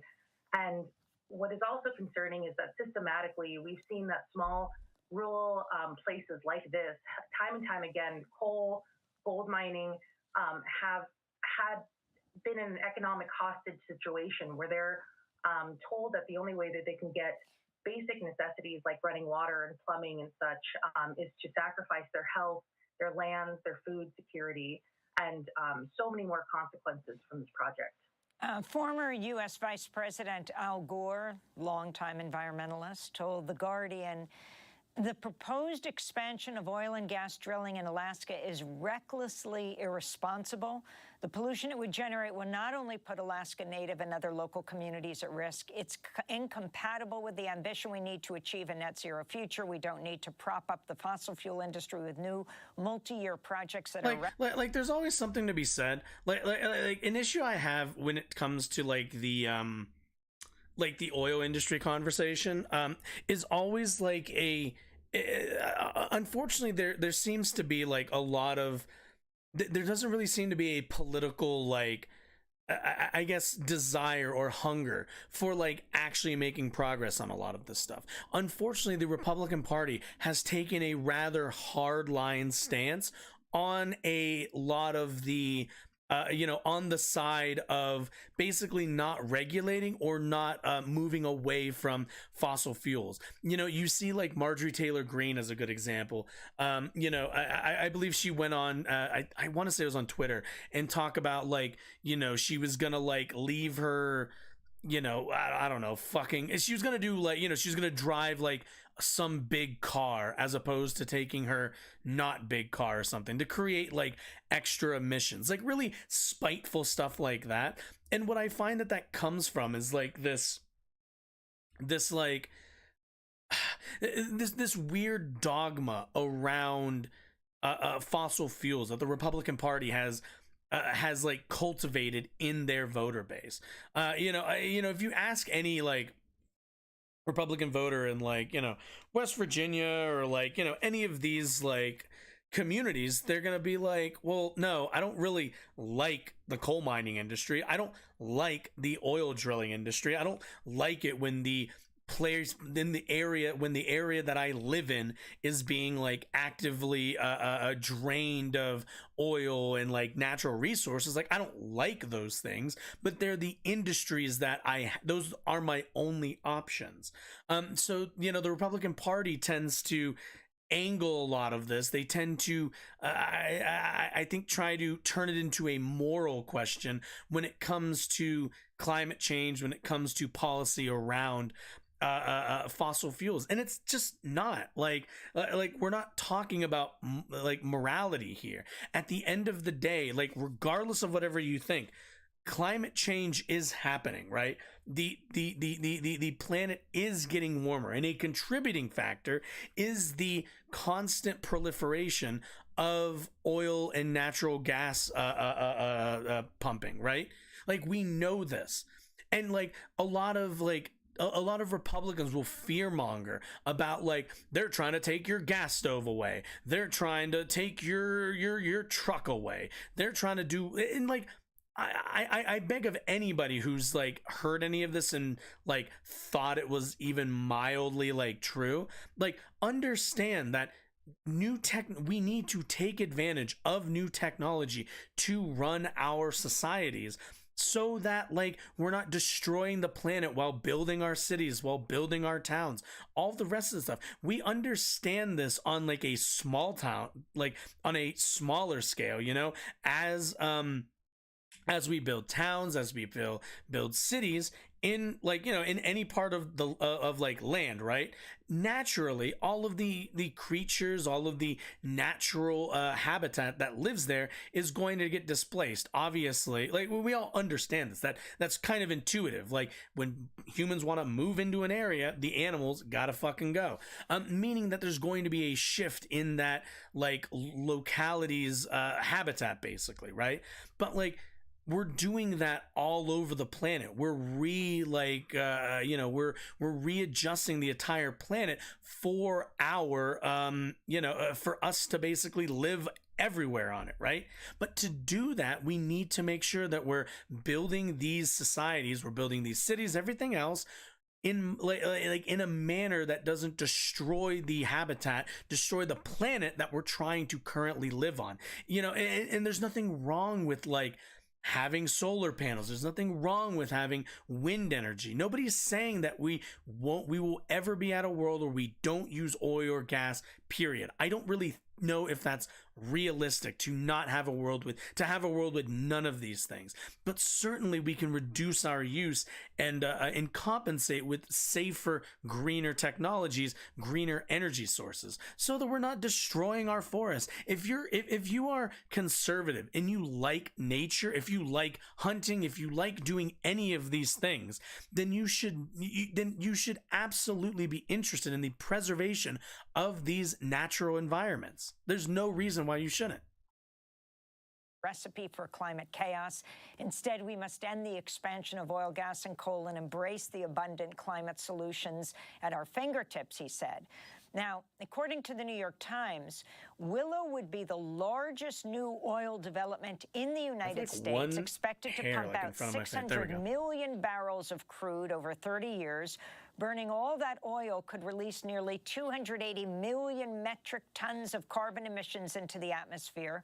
On an annual basis, that would translate into 9.2 million metric tons of carbon pollution, equal to adding nearly 2 million cars to the roads each year. The United States, the second biggest polluter on the planet after China, emits about 5.6 billion metric tons of carbon dioxide annually. Yeah, and like, what are we going to do in China eventually? Because like, if I remember, correct me if I'm wrong, but China's actually working to lower their carbon dioxide footprint, their carbon footprint. So like, what's the excuse? Like if you want to be better than China, then like, this is a clear way that we can be better than China if you're such a China hawk.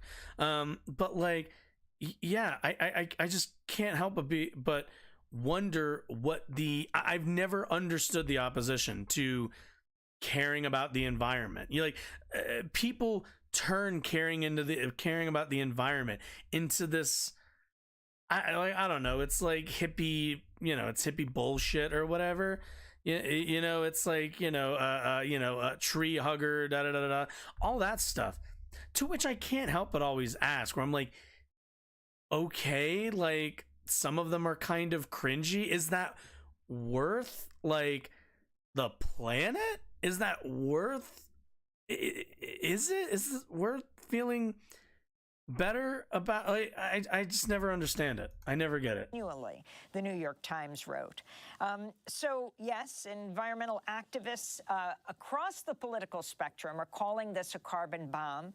Sikanik, talk about ConocoPhillips. Yeah, also, I doubt Alaskans like this shit. Forward. Alaskans have mildly socialized the drilling up there. A huge hand in everything that happens in Alaska, politically, locally, in the public education.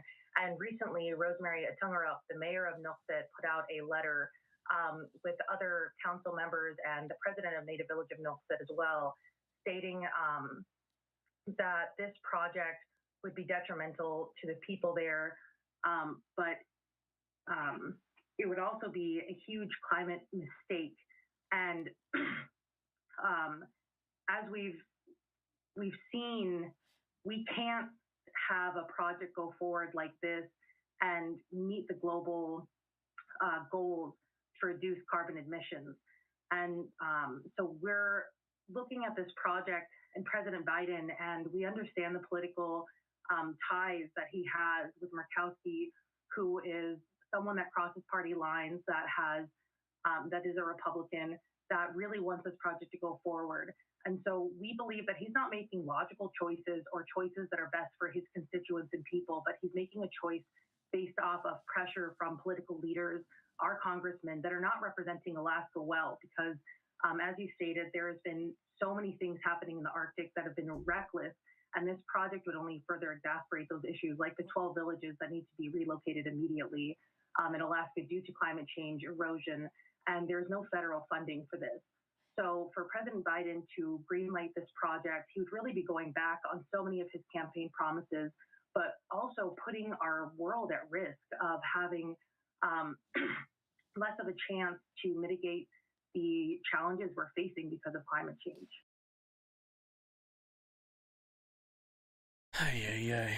Yeah. Okay. So yeah, I want to take a look at this, because I mentioned how familiar I mentioned how familiar all of the impacts of the drilling has on that community. Tell me how familiar that sounds to this sort of stuff. I got a neighbor, and right now he's puking blood because he works right there in the main part of it. People are going back to work because they have to. They need that money. Not like these big boys in North Fork. They're sitting behind a desk or sitting at home, kicked back in their chair, enjoying themselves. Because they got the money coming in. Do they care about us? No, they don't even care about their own employees. Sometimes a disaster is so overwhelming that it shocks people out of their political corners and brings really big problems into focus. That's what it's like in East Palestine. I grew up in this county. I live 2 counties south on Route 7. The last time I was in East Palestine was for the Sweethearts Dance in 2007. I came back to find out what happened when a nearly 2-mile-long Norfolk Southern train carrying hazardous chemicals derailed and was detonated in spectacular. It's kind of wild to me. I actually knew there was somebody at my job who didn't even hear about this. It was like I was like shocked. They had mentioned, I don't remember what we were talking about. I think we were talking about Chernobyl or something like that. We were talking about something pretty innocuous, and then I was like, well, yeah, did you see what happened in Ohio? And this was last week. I talked to him about this, and he was like, what the hell happened to Ohio? I was like, dude, have you not seen any of the pictures of I showed him. He was like, holy shit. It's kind of wild. Some people haven't heard about this stuff. We've been here for over a week. We've seen national figures and camera crews come and go, But what gets lost in so much of that coverage is that the people here still have a ton of unanswered questions. How safe is the air and water really? Who, if anyone, has the juice to square up with a $55 billion company that treats disasters as the cost of doing business? And will anyone step up to lead this time? Do I have to wait until I have cancer or my kids are sick before you guys are going to do anything? And keep in mind, that's like, if the government isn't going to come in and be like, nope, you're going to help these people, you're going to pay for all this shit. If the government doesn't do that, then they have no legal obligation to do so. Everything they're doing right now, which is almost nothing, is charity.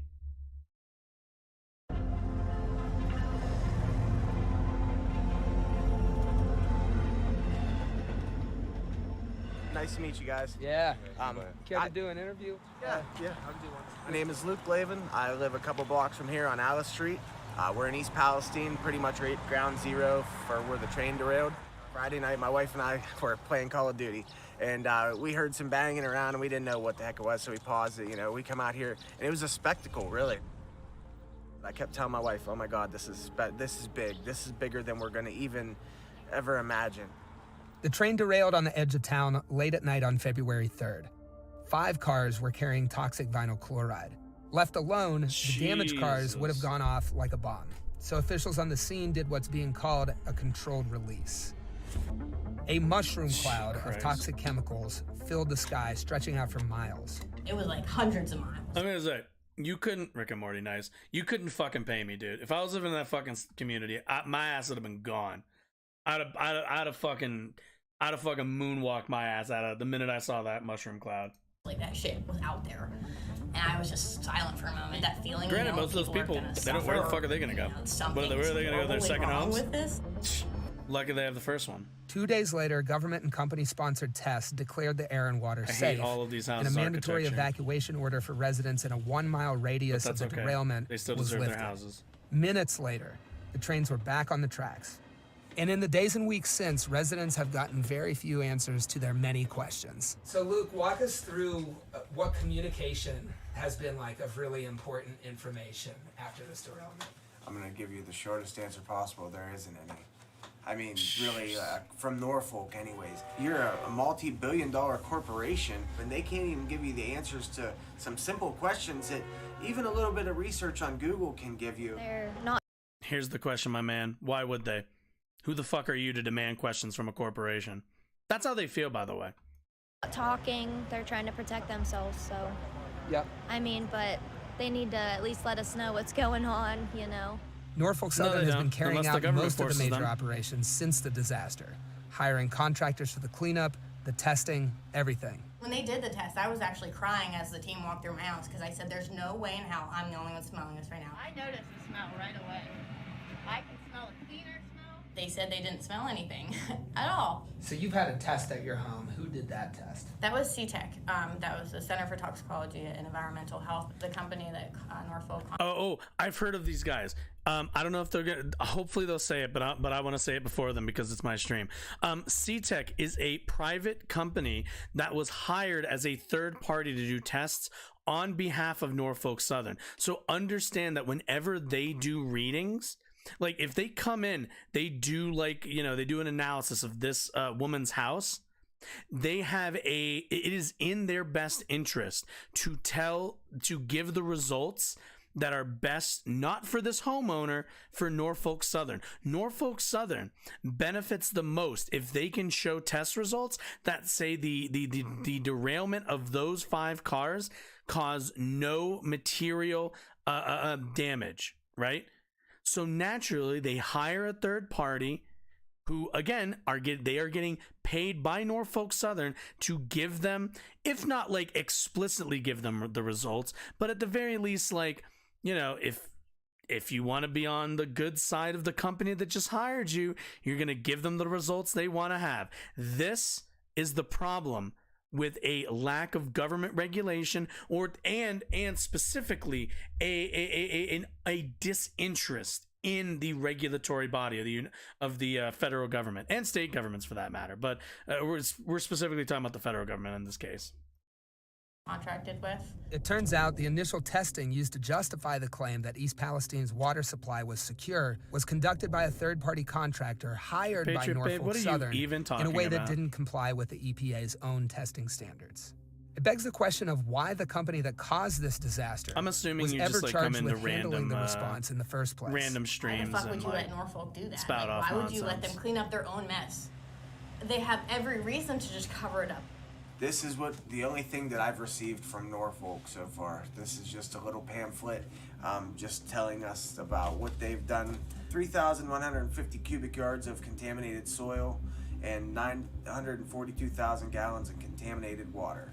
And that's been the narrative since this started was, guys, it's okay, you know, we've got this, we're cleaning it up. We've made a lot of progress on environmental remediation. Fucking, like, anybody who's played like Resident Evil immediately understands. You don't let Umbrella fucking tell you the test results to how much damage Umbrella has caused. It's fairly obvious when you abstract it a bit. Remediation. We've dug up 4,600 cubic yards of soil and collected 1.7 million gallons of water. We got the wildlife officers out there every day checking our creeks. Everything's dead. Nothing comes around. We used to have birds. We used to have all kinds of stuff. Is it the water that's bothering her, or is it something else? She's not manufacturing. She's sick. I've had her at the emergency room 3 times. I'm being exposed to something in my house. The doctor diagnosed me with contact dermatitis due to chemical exposure. I try to walk like 3 feet into my house. Yeah, and they're not letting the doctors go in and fucking, like, assess this person's house. Like, where do you think she got that from?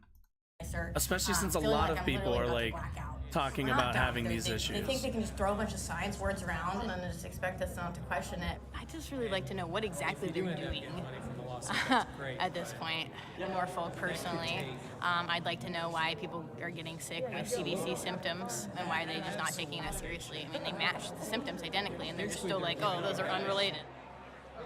So we are in the press box of the East Palestine High School auditorium, the last of a 3-day event with national political figures coming through here, the first being Trump, the second being Pete Buttigieg, and now Aaron Brockovich.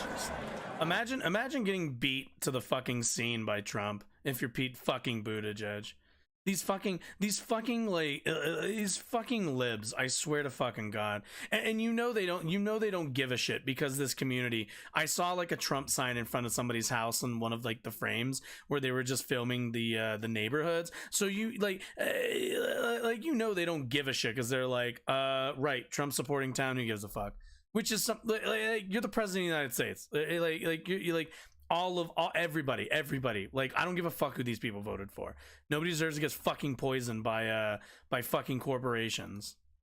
Fucking corpos. How many communities feel that these moments are the biggest gaslight of their life because you experienced it. You have symptoms, but you're going to be told it's safe. You're going to be told not to worry. Well, that's just rubbish. This is all happening as the Environmental Protection Agency takes over the next phase of the cleanup process. In practice, that means that Norfolk is still leading the day-to-day operations, while the EPA monitors their progress.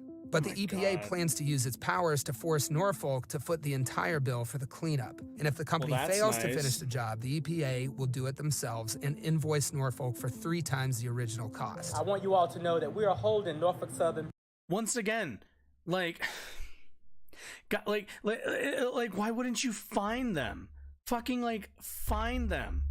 Something. And at the end of the day, you guys need to be doing these tests. Like, accountable. The damage to like the after EPA the has cleanup, a spotty the track cleanup will record of happen. showing up, rushing to say everything's fine, then leaving people without the support by the end of really 2023. Need. We saw it in but Flint, like, the and we're already might seeing not some be signs that it might be happening here. Until Recently, like the 2030. EPA said that their own testing shared that the air and water near the crash was completely safe. But Texas A&M researchers, using the same data, found elevated levels of 9 pollutants that could be linked to serious long-term health risks. For residents, all of this can feel like a repeat of how Norfolk Southern has been handling the response in the last few weeks. Best thing you can do is fucking buy cases of water. Entire just never use.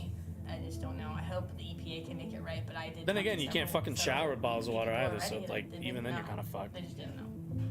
Which I think they should have just been blatantly honest with us, you know? Why? They should have just come right out. They're a corporation, why would they? Said, hey man, this could be a while. You know, hold on because you don't know what's gonna happen.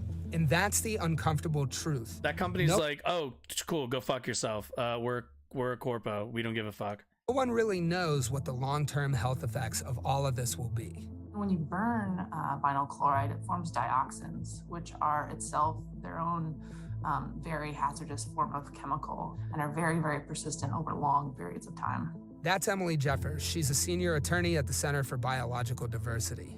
We asked her about the EPA stepping in and what they can realistically promise residents. What are the full costs and how long will it take us to know what they really are? That's a good question because no one knows. It's going to be years and years and years before we really understand the full costs. A lot of these cancers don't manifest themselves right away, so the harm. And keep in mind, anybody who developes cancer from this, like Norfolk Southern is going to do their damnedest to not like pay for these people's treatment. They owe us 5-10 years from now when things are going on. I just don't know how these people can't have any type of like sympathy. Capitalism. Bust out the checkbook, man, and start paying people to clean this shit up the right way. Not gonna happen. East Palestine residents have... It's capitalism. It's not gonna happen. At the end of the day, profits are the profit margins. All that matters. Your health, at the very most, is a negative line item that they've already attributed for in their assessments. Have already taken it upon themselves to file multiple lawsuits against the company. But Norfolk Southern is counting on the cost of this cleanup to barely impact their bottom line. The thing is, they actually plan for catastrophes like this, and if they're lucky, they can even profit from them. 911, where's your emergency? Yes, ma'am, a train derailment in Graniteville. Train derailment? Yes, ma'am, there's something blowing off all over the town down here. In 2005, Norfolk Southern fought accountability for a similar disaster that they caused in South Carolina. What the fuck is this? What the fuck is this? What is this? Is this a fucking scene from fucking Chernobyl? Is this a fucking scene from a Godzilla movie I haven't seen? What the fuck do you call this? The idea that this has happened already and they weren't nationalized. It's fucking insane. Carolina, which killed 9 people and led to the hospitalization of over 500. What? Wait. You're telling me this company killed 9 people with their derailment and Jesus fucking Christ. Like I shouldn't really be shocked, and I'm only halfway shocked, but the idea that a corporation would directly kill 9 people through their the way that they've chosen to run their rail systems, their trains, the idea that 9 lives aren't worth nationalizing and just the government taking control of this company and being like, nope, you just killed 9 people. Nope, that's it. That's it. You're about 8 people over the limit that we allow corporations to kill before we take them over. Like, that's actually insane. It's fucking nuts. The company was ultimately forced to pay $4 million in fines to the federal government and over $10 million in settlements. A far cry from what was needed to cover the actual harm inflicted on that community. But now investors on Wall Street... keep in mind, it cost them $14 million to kill 9 people and injure whatever what did they say earlier? Whatever number that was earlier. Like, it cost them $14 million, right? How much do you think they made? And how much do you think they assessed that they were like, okay, it's going to cost us $14 million, but we'll make $114 million. So, we walk away with $100 million in profit. So it's okay. Are pointed to this example as a reason why Norfolk Southern's value is unlikely to be impacted by the disaster in East Palestine, and why now might actually be a great time to buy Norfolk Southern stock. It's important to remember, this isn't some huge conspiracy. For companies like Norfolk Southern, destroying an entire town like this is just the cost of doing business. This company that's owned by J.P. Morgan, Vanguard, and BlackRock. Alan Shaw's a pawn. He's a pawn. He makes $8 million a year. Yeah, $8 million a year. He lives in an 8,000-foot square mansion. Keep in mind, that dude probably makes $8 million a year on salary while getting stock options. His stock options are probably puts him well over $8 million a year. He doesn't care about the people. I'm angry. I'm angry about this. I've lived in East Palestine for 65 years now. That's my home. I don't feel safe. He lost his hair. Now. You took it away from me. You took this away from us. Do you look me Not doesn't even flinch. Doesn't even flinch. I can't touch you with anything other than my heart. And listen to me, please. You know, I gotta be honest here. This goes out to all the Trump voters. I need you to bring the I need you guys to bring that energy that you've been bringing to school board meetings and all of your Second Amendment talk. I need you guys to start bringing that to these kinds of meetings. In what world?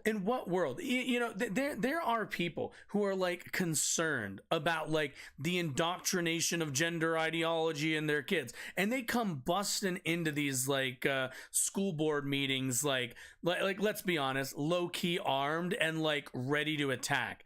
But then like this happens, it's a fucking corporation, and they're like, I can only touch you with my heart. Nah, bro, like, what the fuck is this? Touch him with that 45 ACP you always talk about. I need them to bring that. I need y'all to bring that kind of fucking energy. Like, for fuck's sake. At least put it to some good use for once. My children want out. It's not safe here, sir. We're sick. You breathe. You are no different than any other man. I want to be as close to you as I can, sir. If you want our trust, I'm begging you. He doesn't care about your trust, by the grace of God, please get our people out of here. Yes. And will it happen? Fuck no. Like,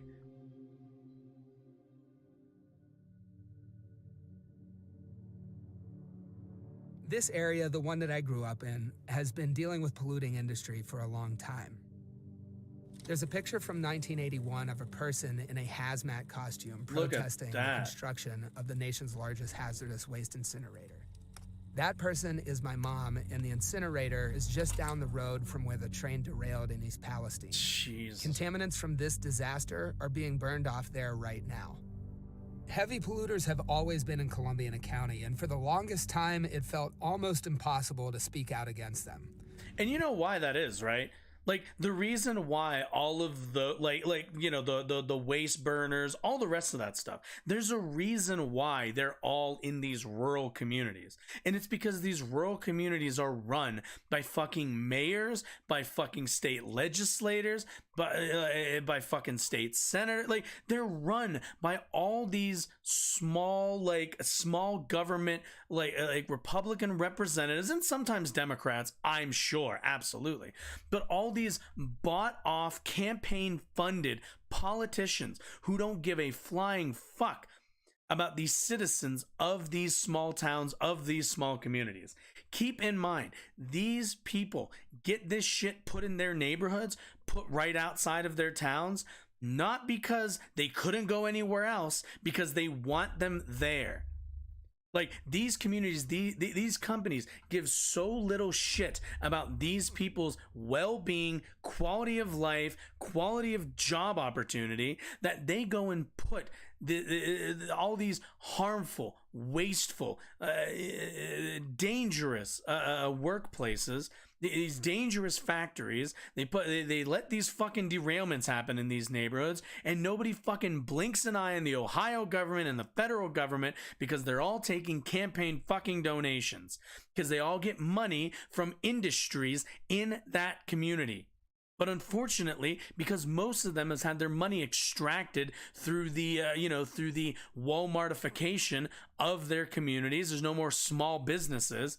And now that small businesses basically can't compete with large corporations, yeah, like, you know, when fucking Joe Ohio wants to get fucking elected, he's not worried about like about 13 small businesses in the town of East Palestine. He's worried about WTI. He's worried about Norfolk Southern, who rides their trains through that neighborhood. He's worried about them, who send him thousands upon hundreds of thousands, possibly millions, depending on the race, of dollars to fund his campaign, win his seat. He gets his wage from having that seat.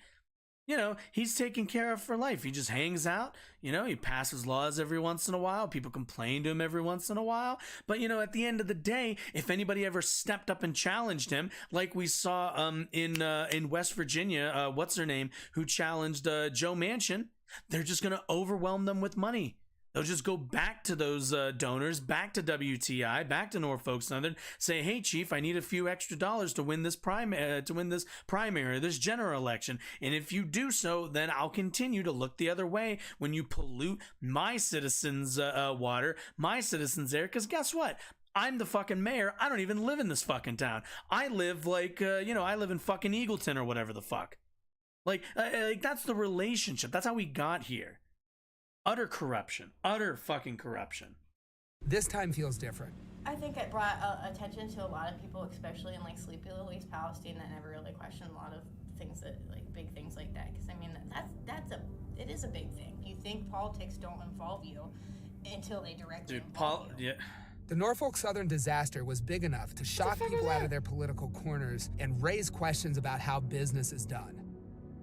How do you measure profits and stock prices against the value of people's lives, against clean air or clean water and soil? You have to Can fundamentally politicians restructure really the take system. money from corporations and be expected to hold them accountable? And who is the government for, anyway? There's so much we have to do in this screaming into country. the void. It really, really, truly does.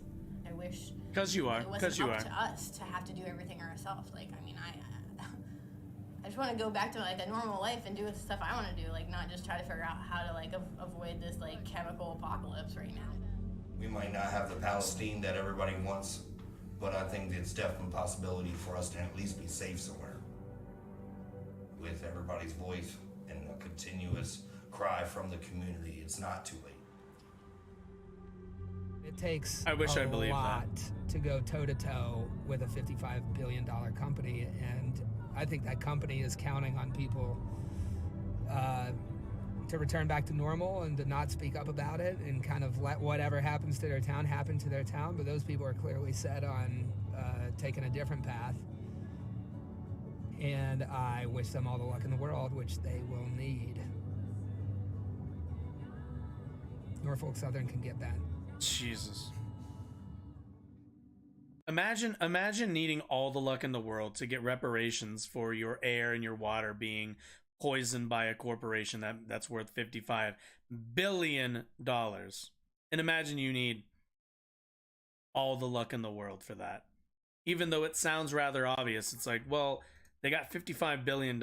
I think they can afford the medical bills of this small town in Ohio. But they won't do it. They won't do it. You know, heart goes out to that community, and I hope they succeed. But I will be very honest when I say I don't foresee them succeeding. Very well in that regard. But anyway, yeah. Sorry, I know that kind of ended on like a bit of a dour note there. But I mean, most of the time politics isn't fun, and a lot of times us figuring out how to properly run society with everybody in mind is not easy at all. That's just the nature of, I think, our drive as humans, unfortunately. Just figuring out, trying to understand what works for as many people as possible. And when we talk about systems, I've said capitalism a lot, but like when we talk about systems, the system of capitalism fundamentally is one of profit, is one of greed. The system of capitalism is one that hopes to build a society around the interest of those who want as much as they can possibly get. And on a conceptual level, I think that can build a society that has an abundance, but not a society of equality, not a society, not an abundance for all, but just an abundance. It's there. We have all of it. The United States, we are one of the wealthy, if not the wealthiest country on this fucking earth. And we utilize that wealth to not make the lives of people better. It's simply to make the lives of the people who happen to be at the top as good as they can continue to create for themselves. And that's my fundamental issue with capitalism. Either way, that's gonna be it for the show. Yeah, we made it through another week. I guess I should say the thing where, everyone says, if you've enjoyed any of what you watched, if you're lurking in chat, if you're just hanging out, if you got any catharsis out of this, learned anything really at all, I'd really appreciate it if you hit the follow button on Twitch, and if you're watching over on YouTube, hit the subscribe button. It really helps out the channel. Does all the stuff.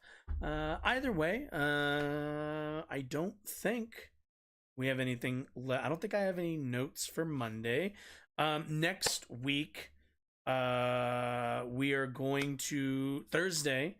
So next week there is not going to be a show Thursday, because John Wick Chapter 4 is coming out and I want to watch that. So no Thursday show next week, but gonna try to do an afternoon show on either Monday or Tuesday. You can check